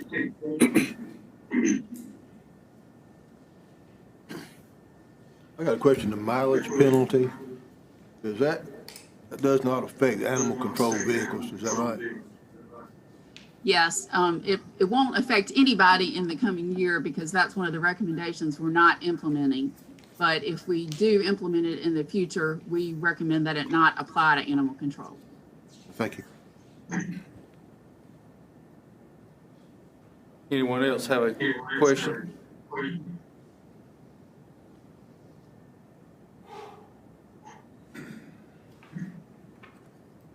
Okay. Thank you, Ms. Are we Pascal. going to get a copy of this so we can review it and think about it? I'll send you a copy. Thank you. Thank you, Ms. Fadden. So Ms. Fadden will provide all of us a copy to look at. And what we would propose is that we have that on the agenda for you to adopt as the policy, if you're comfortable with it. Sounds good. And then, Does that have to be done before the budget year starts? It doesn't have to be. We'd prefer it, but it doesn't have to be. Because I'm not sure that well, I can't speak for the rest of the board, but I'm not sure I'll be ready to make a informed decision by Monday. Okay. Ms. McFadden, if you could maybe email us that as quickly as possible. Give us as much time as possible to review and maybe ask questions prior to, and certainly we can ask questions on Monday. Well, as Ms. Pascal said, the only recommendation I wasn't really comfortable with was the mileage penalty. Right. And I guess the reason that I'm holding off on that is you would already be giving the fleet manager the authority to move the vehicles around. So if the department is not doing what they ought to do, they already have the authority to solve the problem. Then if it continues and it's a lack of management, that's a management issue. And at that point, fleet needs to tell the manager, and the manager can deal with it with that department head. Sounds like sound reasoning to me. I also hate to think that we reach a point where someone's hesitant to make a service call, let's say, because I'm getting ready to see my mileage. Exactly. You know. Exactly. Yeah. And they make a great point about animal control. You know, there's certain functions they can't control the mileage. Right. And certainly animal control is one. Utility responses, especially emergencies, you know, it's on an on-call work order basis. All right, any other comments or questions? Okay, we will move on to discuss the termination of an easement for KDP Development LLC. Mr. Appel. Yes, Commissioner. So KDP Development owns a piece of property they're developing at what is called Arley Meadows. This is off of 210, just north of Lillington. We have an access easement that was granted to us back in 2003 that had access across, that includes going across their development. With the proposed development, it cuts through a number of properties. And so they requested to grant us a new access easement that obviously is convenient for them and still grants us our access. So in order to approve their plat, we need to terminate a portion of the access easement that goes across their property. So we're not terminating the entire thing. So what's been presented to you is a termination which would terminate a portion of the easement going across KDP Development's property. And it said that we're getting a new access easement, so there's really no change other than just the location. Happy to answer any other questions that you may have. If you all want to move forward with this, I would just put this on consent agenda and have you sign it, Chairman. Thank you, Mr. Rappel. Any questions? Anybody has any comments? As I understand it, then we'll just be terminating this one, and then they're going to grant us another one that'll be accomplish the same purpose for us, but correct. Be more It's part of their subdivision plan is granting us a different convenient access for them. easement in a different part of their property. Okay.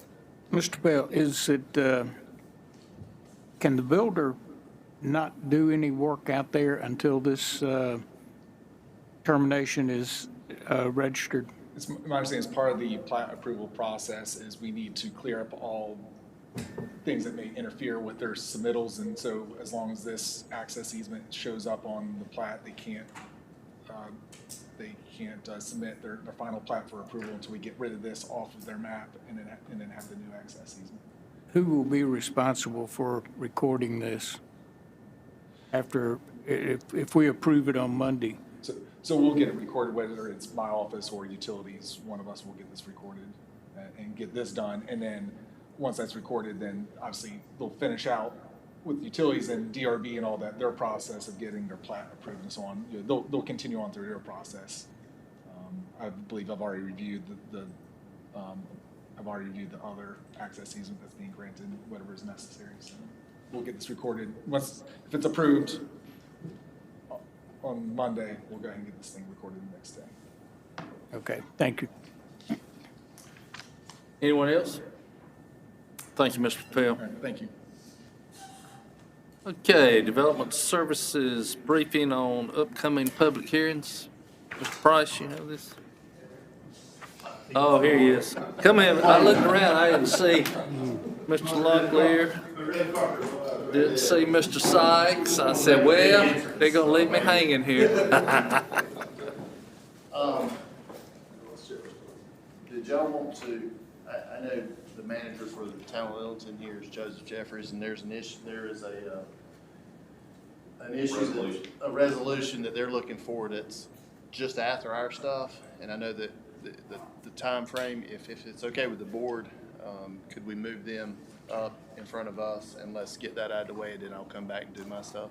Is that okay with everyone?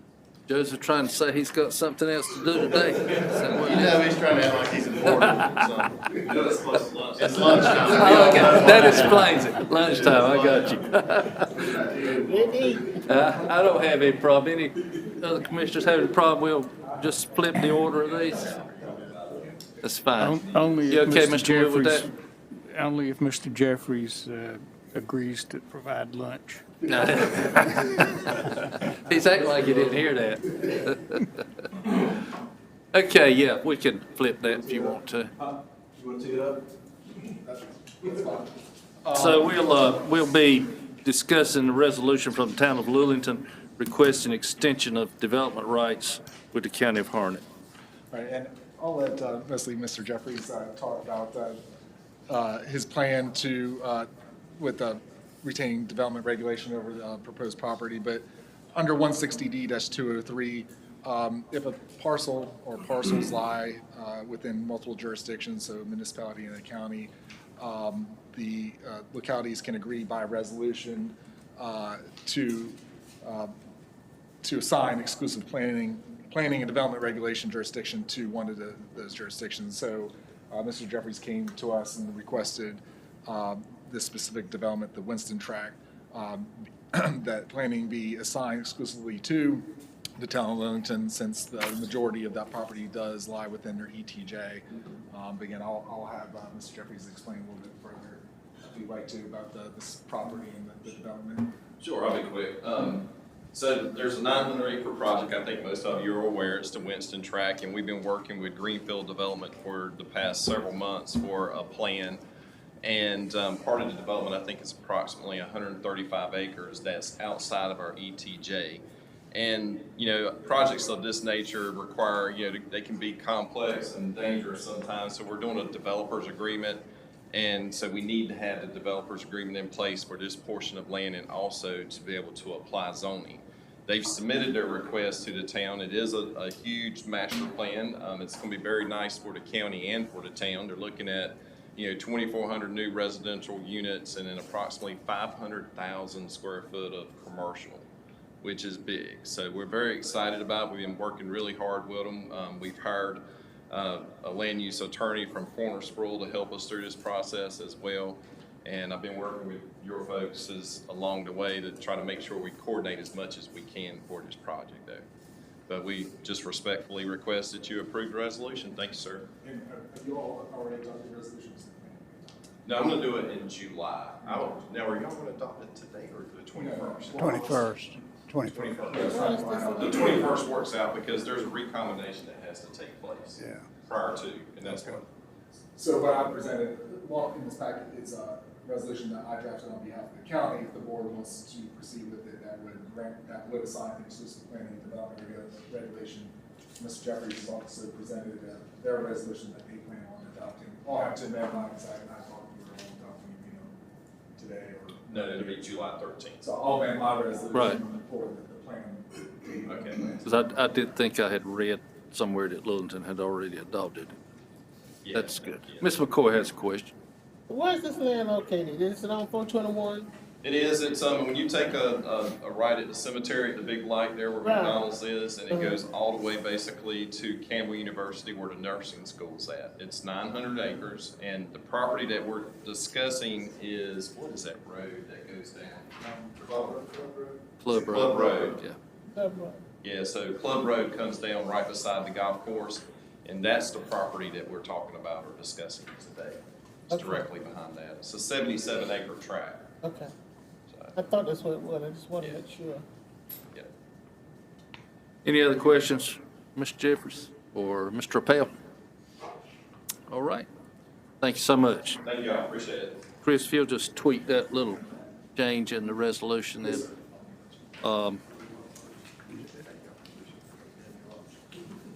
Okay, now we'll go back to Mr. Locklear. Thank you, Mr. Chairman, members of the board.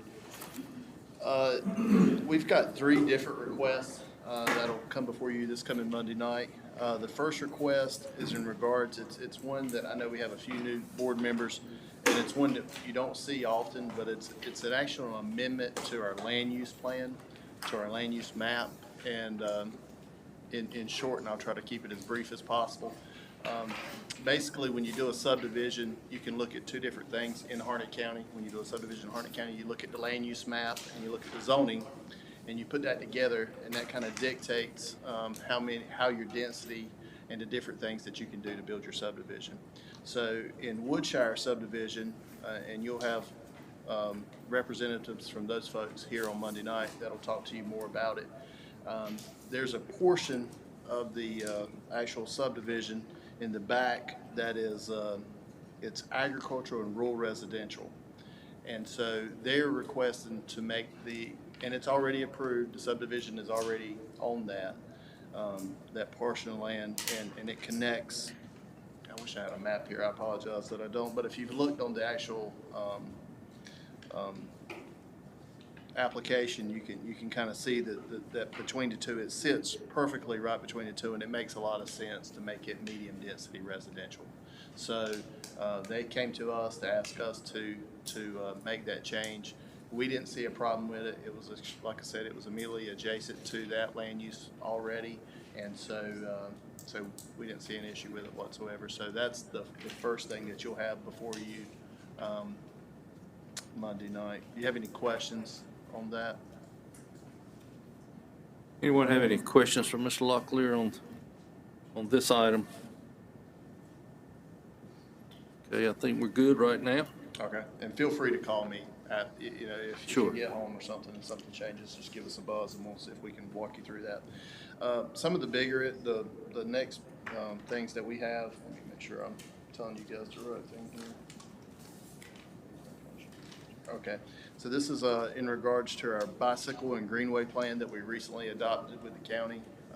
We've asked, this has been a long time coming, so to speak, as far as adding this regulation to our UDO. And basically, it's an opportunity that will give developers to build in lieu of. So as you are all aware, it's a $500 per lot recreation fee that builders pay or developers pay to us anytime they do a new subdivision in Harnett County.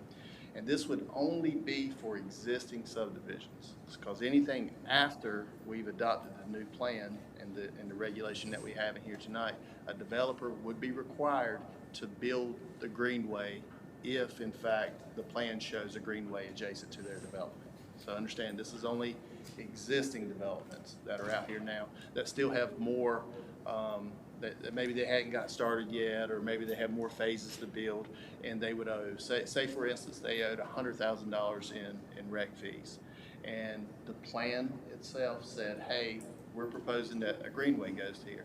Instead of paying the $100,000, they could come and say, and they could enter into a developer's agreement, and I'll go through that in just a minute on the process and how it'll work, but they could enter into a developer's agreement and say, look, we will actually come in and build this Greenway section for Harnett County because your plan is asking us to do that. So does that make sense to everyone? So it's a build in lieu of. So instead of giving us $100,000 in cash, they would take and build the infrastructure or the Greenway path as what we would like to see. And like I said, this is only for existing subdivisions. Anything new, they have to build it anyway. It's a requirement. It's just like putting in street lights or paving the roads. If they go to an area and the plan calls for a Greenway to be placed through that area, they'll work with us, we'll work with Carl's group, and we'll make sure that it gets put in place. So that'll be the requirement that they have now. So the process in which that works is basically this. We decided, we went through, you can make a book this thick and create all the regulation that you want to, and still maybe not get it right. So we decided to keep it simple because we don't believe at this point that we'll have a lot of these. We believe that there may be a few, and because it all has to line up perfectly. It has to be a Greenway that we want to have there and all that good stuff. So keeping that in mind, the way that we designed it to work is basically a developer would see this opportunity, or maybe we would see the opportunity in, say, the DRB or in a pre-development meeting. They would come to us with the idea. We would take that idea. We would gather we'd get the cost estimates and all the stuff from the engineers to make sure that if they owe us $100,000 and they don't come and build something for $50,000 and they're off the hook for $50,000, that it lines up and it makes sense. We'll go through that process, and then we added the other step of going to the Recreation Advisory Board. I think it's what it is. So they'll work with our Development Review Board, which is made up of all the county staff members that are in the game. The folks with Carl's department with the Recreation Advisory Board, and then we'll say, yes, this is a good deal. We kind of put it all together, and then we bring it to you all in a work session like today. And in this work session, we'll lay all the terms out and lay the situation out, and then you as a group would enter into a developer's agreement, working with Chris's office, because he loves doing developers agreements. And we want to keep him busy, and then we would enter into that agreement with the developer, and then that's how we would essentially consummate the deal to the end. So I know that sounds like a long process, but that's a lot easier than us trying to put all these regulations and just putting a bunch of red tape in our ordinance, and it makes it easier for us to really negotiate if that becomes the situation to make this happen. So it was it's like I said, it's something that we've been working towards for a long time. Now that we got the plan adopted, we're putting a regulation in place to see it through. Any questions, or did I hit that perfectly? Any questions? So this would be, well, you know, I'm going to ask a question, so. No, that's But what we're you talking should. about, let's say, an existing development that's not built out or one that's early in the process. Now, is this going to be a choice they can make to pay the $500 a lot or? Well, they're required right now. Right. By law. to But pay if they, $500. like I said, if they said, no, I'm not interested in building this Greenway, which maybe is part of our plan system. Right. So do they have the option not to do that? And No, they still gotta pay us $500 a lot. right. Yeah, okay. Okay, I'm not asking the question very much. But yes, they don't have to enter into agreement.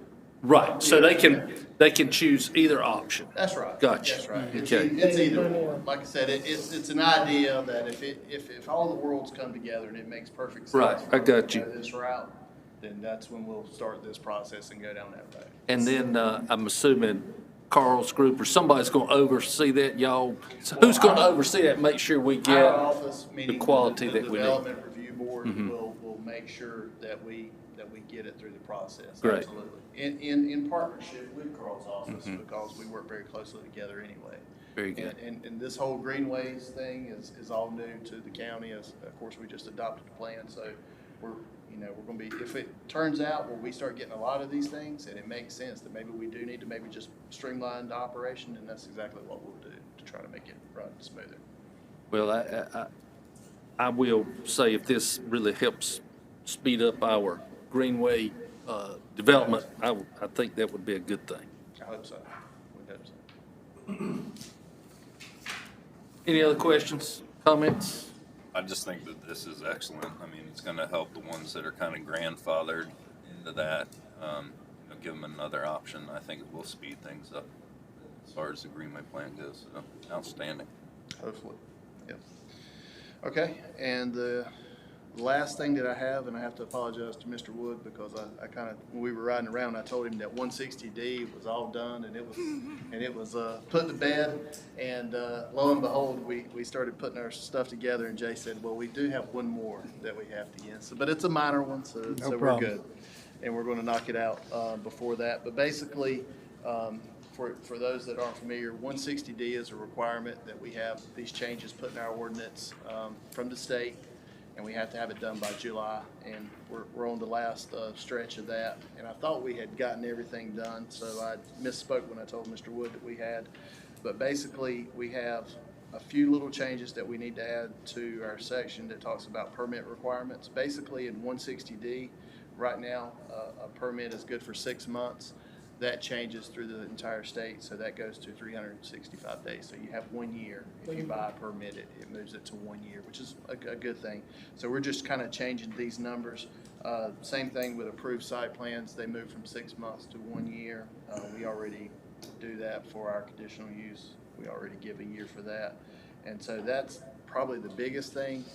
The other little thing that it requires us to do is in the historic, when we talk about historic preservation, instead of calling it guidelines, it moves from guidelines, we have to call it standards. So it's like I said, it's little things here and there. And I believe that's it. Did I miss anything? Yeah, it's just a quasi-judicial process, but the Yeah. board, the HPC would take it. Yeah, it's how we go through the process for certificate of appropriateness. It has to go through a quasi-judicial process versus the process that we currently use. So we have done one in the last 10 years, so I don't know how many more. One or two? One. I thought it was just one, but I was just going off memory. But yeah, so not a big change there. Any other questions? Any further questions for Mr. Locklear? All right. All right, think we're good. Appreciate it. We're one step closer to launch. Very good. Thank you. Okay, next we have discuss proposed amendments to the Harnett County Economic Development Council bylaws and a Harnett County Schools representative. Ms. Stewart or Mr. Wood? Mr. Chairman, they asked that that be removed. There was a mix-up on their part. They're not meeting till the 24th of this month, so they've asked to have this removed and let them meet and make a recommendation to you. Thank you, Mr. Wood. And I also, just since I've I've read this. I think the idea was for this representative to be the school superintendent. Is that correct? I'm not sure. Yeah. Yeah, Is that right, Cole? Yeah, if they once they bring it back, I would. The Yeah. bylaws in the Economic Development Council says the council must make a recommendation to y'all, and they only meet every other month, so they're meeting Thursday week. So once they do that, we'll put it on your next agenda. That's fine. I guess my point was, I don't think it needs to be worded school representative. I think it needs to be worded school superintendent. Yeah. Or designee. Or designee. That's fine. All right. Okay. Okay, next we have discuss budget amendment to fund Northwoods Traverse. Okay. Ms. Polinsky?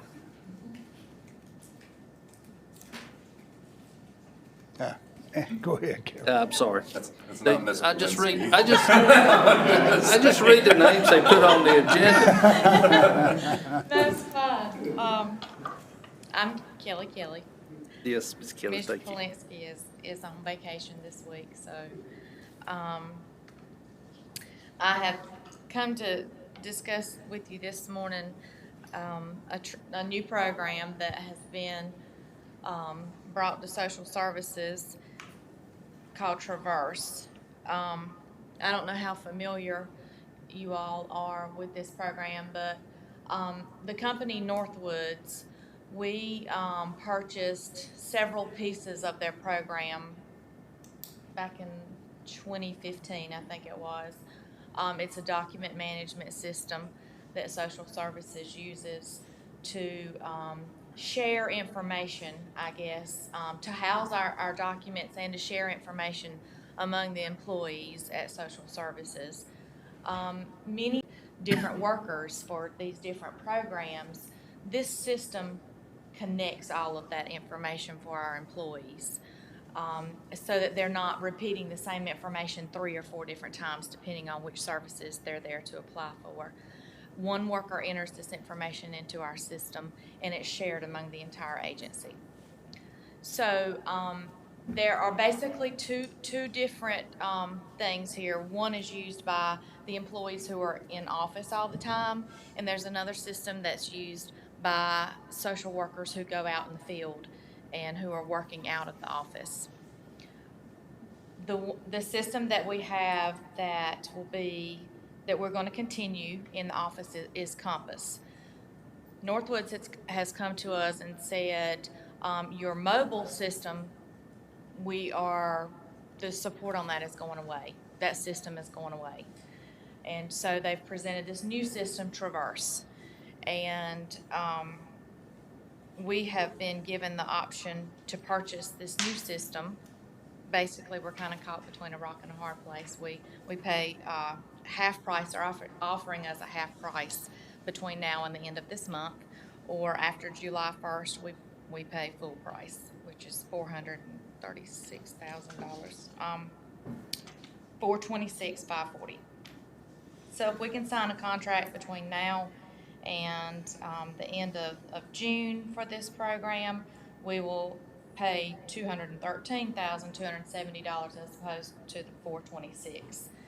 And so I have come here today to ask that you all allow us to sign that contract to make that purchase between now and the end of our fiscal year. And Kelly, correct me if I'm wrong, but the state will reimburse half of the $213,000, correct? Yes, sir, that's correct. So basically it's going to cost you $106,635. And they may do more than 50%, but y'all are pretty much assured at least 50%. Yes, that's correct. Okay. Thank you. That sounds better. Any questions for Ms. Kelly? Okay. Thank you so much. Yes, sir. Okay, next on the agenda, we had discussed the hiring of a law firm to assist with redistricting. Mr. Snow, you want to tell us how important it is we move on this, or? I'm sorry. I'll give you some updates. Okay. Of course, back in April, we had a joint meeting with the Board of Education a representative, Adam Mitchell from Tharrington Smith, came and gave you highlights of what redistricting meant this year, and then made a proposal of how his firm could help you. My understanding is we've got some other firms that also are making proposals, and that the Board of Education and we will be considering those before the end of the month. As far as the updates, the way the guidelines went, the Census Bureau is supposed to have our data to us by March. And then by October, which was 150 days before the primaries coming up on March the 8th of 2022, you had to have your plans done. So due to COVID, when Adam reported to you back in April, he was saying, well, it'd be the summertime before we have those. Well, the Census Bureau came out last week and said they will not have our block data to anybody until the end of September. The legislature's, right now, Senate Bill 722 has been passed by the Senate. The last thing I heard, it was being moved over to the House. I don't know what they've done with it. But if that bill is passed, they will give us as a county and everybody else in the county an extension to have our plans done by, I think it's November the 17th. So if things hold true, if we get our block data at the end of September, you got from that date until the 17th of November to do your plans, get your redistricting done, and have it finalized in order for the people can have everything done and the lines drawn for the primaries on March the 8th. So it's going to be very, very, very tight. And whoever you decide to use, whether it be Tharrington Smith or anybody else, the key will be when that time comes later on this month, we need to move fast. And you might be saying, well, we're not going to have the data till the end of September, so what does it matter? We need to get somebody in line so they can be doing their base work. They've got preliminary information from the Census Bureau that will help them make decisions on whether redistricting will be in the offing at all, which it probably will based on the growth in this county. But the key is we're going to have a very, very short window of opportunity from the end of September to November 17th to get it done, and it's going to be cram-packed whoever we use during that period of time. Thank you, Mr. Snow. I appreciate that update. And did have an opportunity to talk to Mr. Snow briefly prior to this meeting. I have had conversations with Chairman Jaggers with the Board of Education, and basically I think the discussion early on was, is there a choice other than Tharrington and Smith? And I'm sure, and obviously there are, but at any rate, they have a virtual meeting on the 30th of this month, I believe at 9 o'clock in the morning. And they are going to hear a proposal from another firm that would like to help us through this process. And I have asked Chairman Jaggers if we could participate in that as well, and have a virtual presentation. And then what I would like is at the end of that, I'd like for us to be able to do is at the end of that time, be able to make, for us as county commissioners, be able to make a decision, hopefully Board of Education be able to make a decision. I think as we talked about earlier, it would be nice if we can agree as to which firm we would like to work with. And I would like for that decision to be able to, us to be prepared to make that decision on the 30th. As Mr. Snow said, there's a lot of foundational work they can be doing, a lot of baseline stuff they can be doing so that once those numbers do hit, they will not be as far behind the 8 ball as they're going to be at that time. So that's what I would propose at this time. Of course, it would mean for us a special call meeting, but again, being virtual does not, I mean, I'm sure if you want to go over to the Board of Education boardroom that they'll probably have it on screen there if you'd like to be there live, or you can certainly tune in through the link that they will provide. So that's what I would propose for us to consider going forward.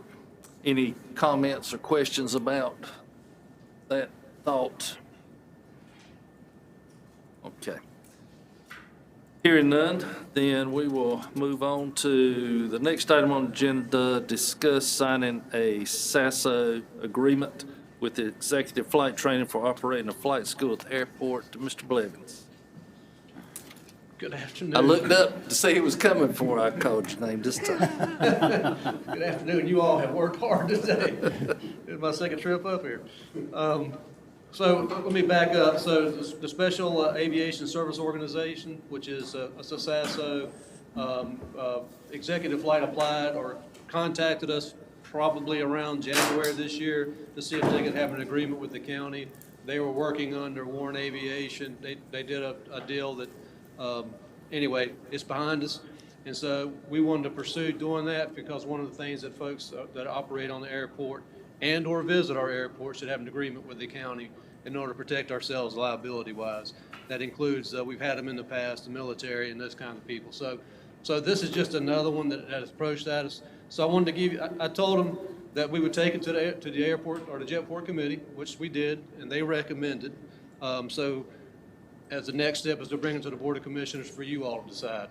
So they're not here, but I will give you some of the background information that I've done some more additional research to tell you about this organization.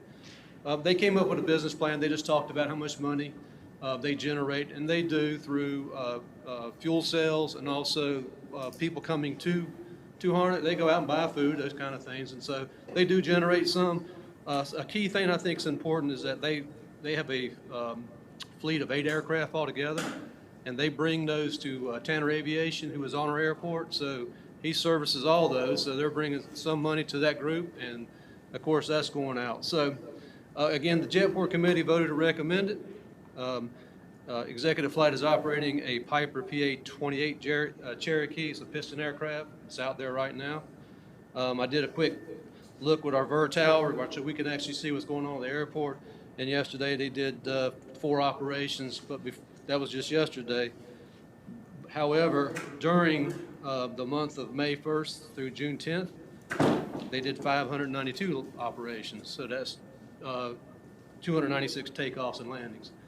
They purchased 502 gallons of avgas, and again, they use Tanner Aviation. So the SASO agreement, the board, previous boards have approved a fee that's on our fee schedule. It is $900 a year. They have agreed to that. So I think it's a fairly good deal. It's the same price that we charge our other SASOs, so we don't have to get in the problem with changing rates on anybody. And plus they purchase fuel. I think it's a good fit. I've talked to Ms. Pusser. We've talked about it several times on how we're going to move those folks around. They actually want to bring other aircraft. Of course, we're a little crowded right now. So I think this is a company that will probably invest some more time and energy in Harnett Regional. I think it's a good partnership at this time. Is there any questions? Thank you, Mr. Blevins. Any questions for Mr. Blevins regarding this proposal?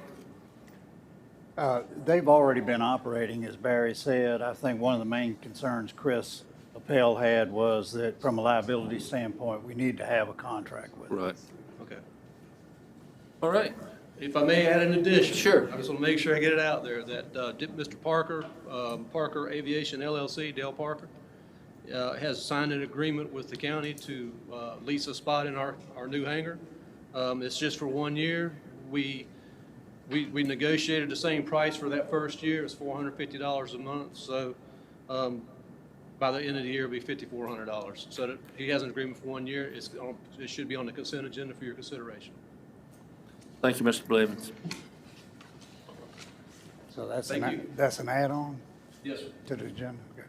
If you'll stick around for the next 2 items. Yes, sir. Okay, next we have discuss reopening meetings. Mr. Wood. Just wanted to touch base with you on a number of these things. First of all, we have hired the airport operations manager. We selected Natalie Pusser. Many of you already know her. She is the FBO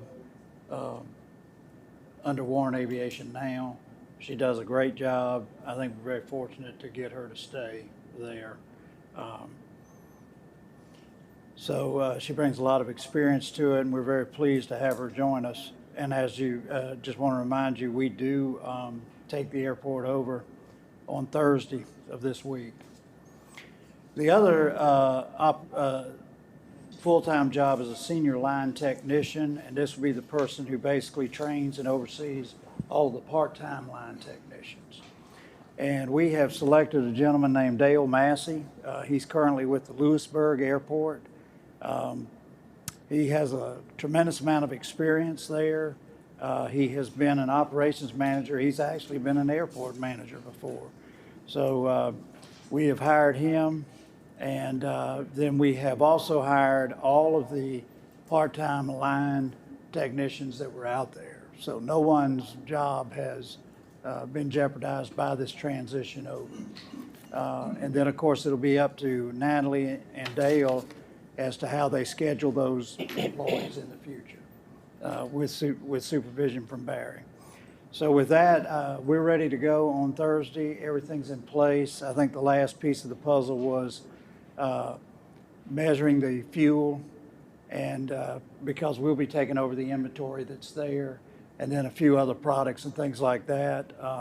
Coley's wrapping that up with Warren Aviation this week, so that's the last piece of the puzzle, and then I think we're ready to go. Does anybody have any questions on any of that? Okay. Any questions? Sounds good. Thank you for your hard work, Mr. Wood, Mr. Blevins, Yeah. Mr. Price. Thank you. Yeah, your staff has done a great job on it. They really have. One other thing I did want to inform you of,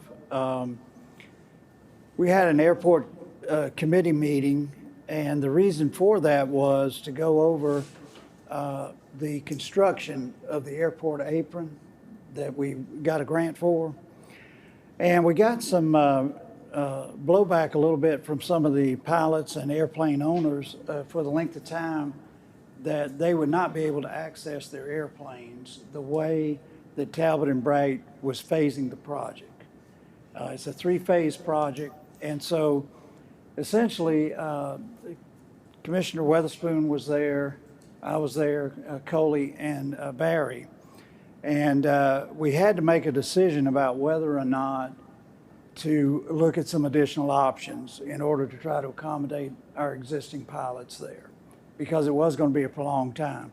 In addition, one of the things that weighed on our mind is we have 6 King Airs coming in from the U.S. Army, and I think they arrived this week, if I understand correctly. They are here. They're here. They're supposed to be here for 8 months. They crowd our apron area. Obviously, we're not used to having 6 of them there, and King Airs are fairly good-sized planes. So that would just create more congestion during this construction period. So what we asked Talbot and Bright to do is take 30 days and bring us back some options, and then let us go through it with our committee, our Airport Advisory Committee, and if they like it and think it's an improvement, then run it up the flagpole with FAA and Division of Aviation at the state and see if they will agree to that. So we have done all of that. They came back with, we think, a pretty good proposal on it. Barry, you want to discuss a few of the details on that? Sure. And bottom line is, I wanted to bring y'all up to date. We had to make a decision about whether to do it. Lou and I kind of put our heads together, and we felt like that makes sense. Let's try this option and see what comes of it.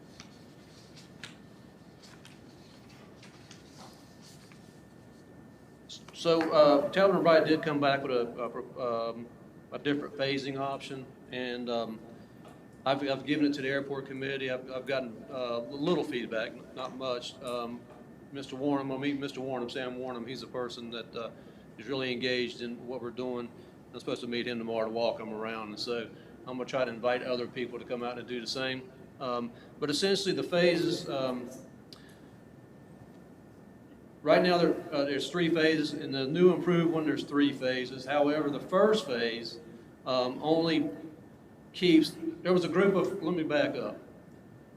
And I wish I'd have brought a drawing. But anyway, so on one part of the airport, if you're looking at the terminal, all the way to the left is T hangars. So there's aircraft on both sides of those T hangars. HRJ Leasing has a hangar right over there, and then the next one's the SBI. We cannot help the SBI. They're going to be blocked for approximately 70 days because the apron expansion is right in front of their area, and they have a very large aircraft. So we're trying to nail down the time when that's going to happen, and we keep them informed of what we're doing. However, there was a concern from the ones to the left, which the majority of our aircraft owners are on that side. And it was the original phasing was, we had actually gone through several meetings with the Jetport, with people that owed those aircraft. And they knew, and it was, let me back up, it was another year before we even got to this point. But anyway, they knew the phasing was going to be tough. So that first one, as Ms. Wood said, it was kind of tough, and everybody said, you know, we need to do our own planning to try to get in and out. So Dowd & Bright came up with this second phase, this second plan for phasing, which essentially is the first phase is only 15 days long. In the 15 days, what we do is build a temporary area between two hangars that hangar or aircraft owners would not actually start their aircraft up. We'd have to tug them through. Either they do it or we do it, but tug them between two hangars, get them out to the taxiway, and then they have access to the taxiway and runway during after that first 15 days. The next phase is phase 2, which is right in front of the SBI hangar. They will still have access, those other aircraft in the T hangars will still have access to it. Same way we did in the first phase, or after the first phase, but either way, during that second phase, which is approximately 70 days, they'll still have access. The third phase encompasses a lot more. Again, the SBIs, they will, after that first, or the 70 days for phase 2, they can get back in their hangar, and they can actually come back out. But during the third phase, everybody will have to tug in front of the terminal all the way to the end of the apron in order to get out. However, there's no other way to do it because apron expansions is a very large area. And the other thing about the development and how we go through the phases is the FAA requires us to make upgrades, and so they have to close off a lot of the apron as it is anyway. So I know if you don't have the drawings, it's a pretty hard take to understand it, but is there any questions on it? I think the things that are more important about this is that we reduce the number of days that most of the private owners of aircraft are without use of the airport. At least the SBI is still at 70 days, but they gain some access to it. And then the third phase, as it is, everybody shares that pain. I will say this, though, having gone back to DOA, more than likely, because this makes the project longer, more than likely the cost of this phasing will cost more. In fact, the entire time for the calendar days for the contract, if you were using this phasing, goes from 150 to 140. So automatically, I know there's going to be additional cost, and there's going to be additional cost because of phasing. So we don't know what that is. That's the reason why, as Mr. Wood said, we'll have to go back to DOA and the FAA and see if they'll buy off on it. And so we were trying to get a consensus from the Jetport committee to move us forward, and we'll present it to DOA and find out how it works out. Yeah. So we're trying to accommodate our pilots and aircraft owners is what we're trying to do here. And that's correct. I mean, they are our most important tenants, obviously. Exactly.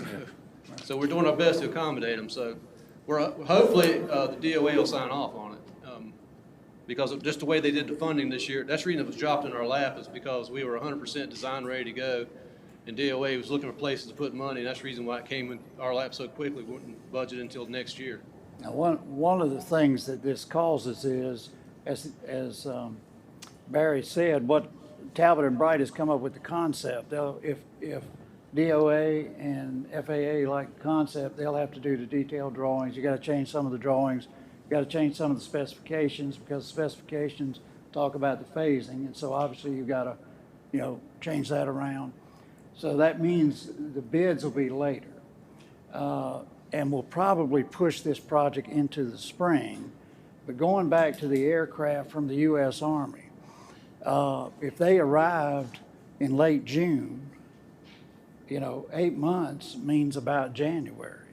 They're going to be there. So pushing this thing into the spring would actually help in that regard and not inconvenience the military or our other people out there with all that congestion.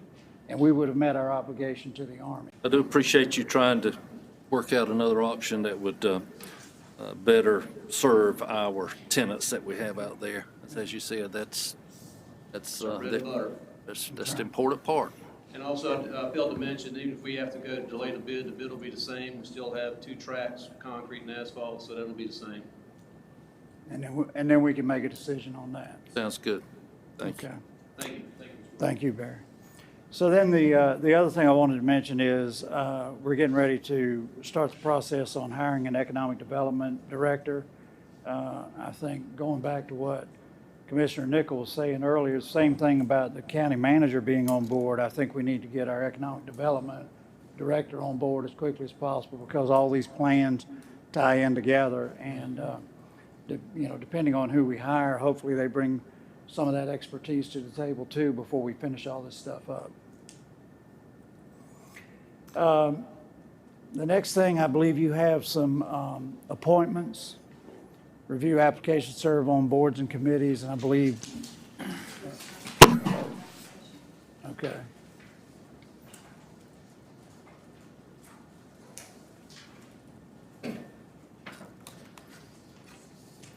Thank you.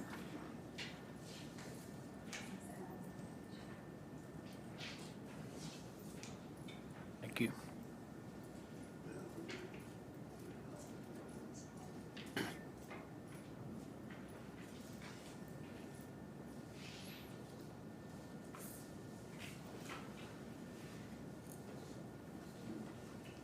Okay, so Ms. Allen, I think Lindsay just gave you a copy of her application, I guess. Anyway, interested in being appointed to serve on the Mid-Carolina Agent Advisory Committee. And then I see the District H Tourism Authority Development Board, Mr. Ken Adelberg, interested in being reappointed to that board for a term expiring 6/30/24. And Mr. Ricky Ray is interested in being reappointed to the same board for a term expiring again 6/30/24. Those are the only 3 we have at this time. Okay. All right. Any comments or questions about those? Okay. The last thing is upcoming meetings and invitations. The only thing I'm aware of is next Monday's meeting. And of course, you don't have, I think everybody knows you're not having the first meeting in July. So after next Monday, our next meeting would be a work session on July the 13th, I believe it is. Okay, but Except for the special meeting. let me remind you of the 30th at 8:30. Yes, virtual. We'll need to do notice of that. And then I will make sure get Melissa the link so she can share that with all the commissioners. Okay. And staff. What day? 30th. June 30th. Yes, ma'am. And the school board is meeting to view this virtually thing at 9, I believe. At 9. I keep saying 8. Well, I mean, we could call into session here earlier. Yep. And then go over there. Sure. For those who like to do that, we can do that. Okay. And Okay. I believe we're finally at the end of this thing. Yes, because we knocked that closed session out earlier. Any commissioners, anything further? Y'all have question or comment about anything we've discussed today? Hearing none, do I have a motion to adjourn? Make a motion, we adjourn, Mr. Chairman. Thank you, Commissioner Weatherspoon. Do I have a second? Second. Thank you, Commissioner Nickel. All in favor, say aye. Aye. All opposed? Motion carries. Meeting adjourned. Thank you, everybody.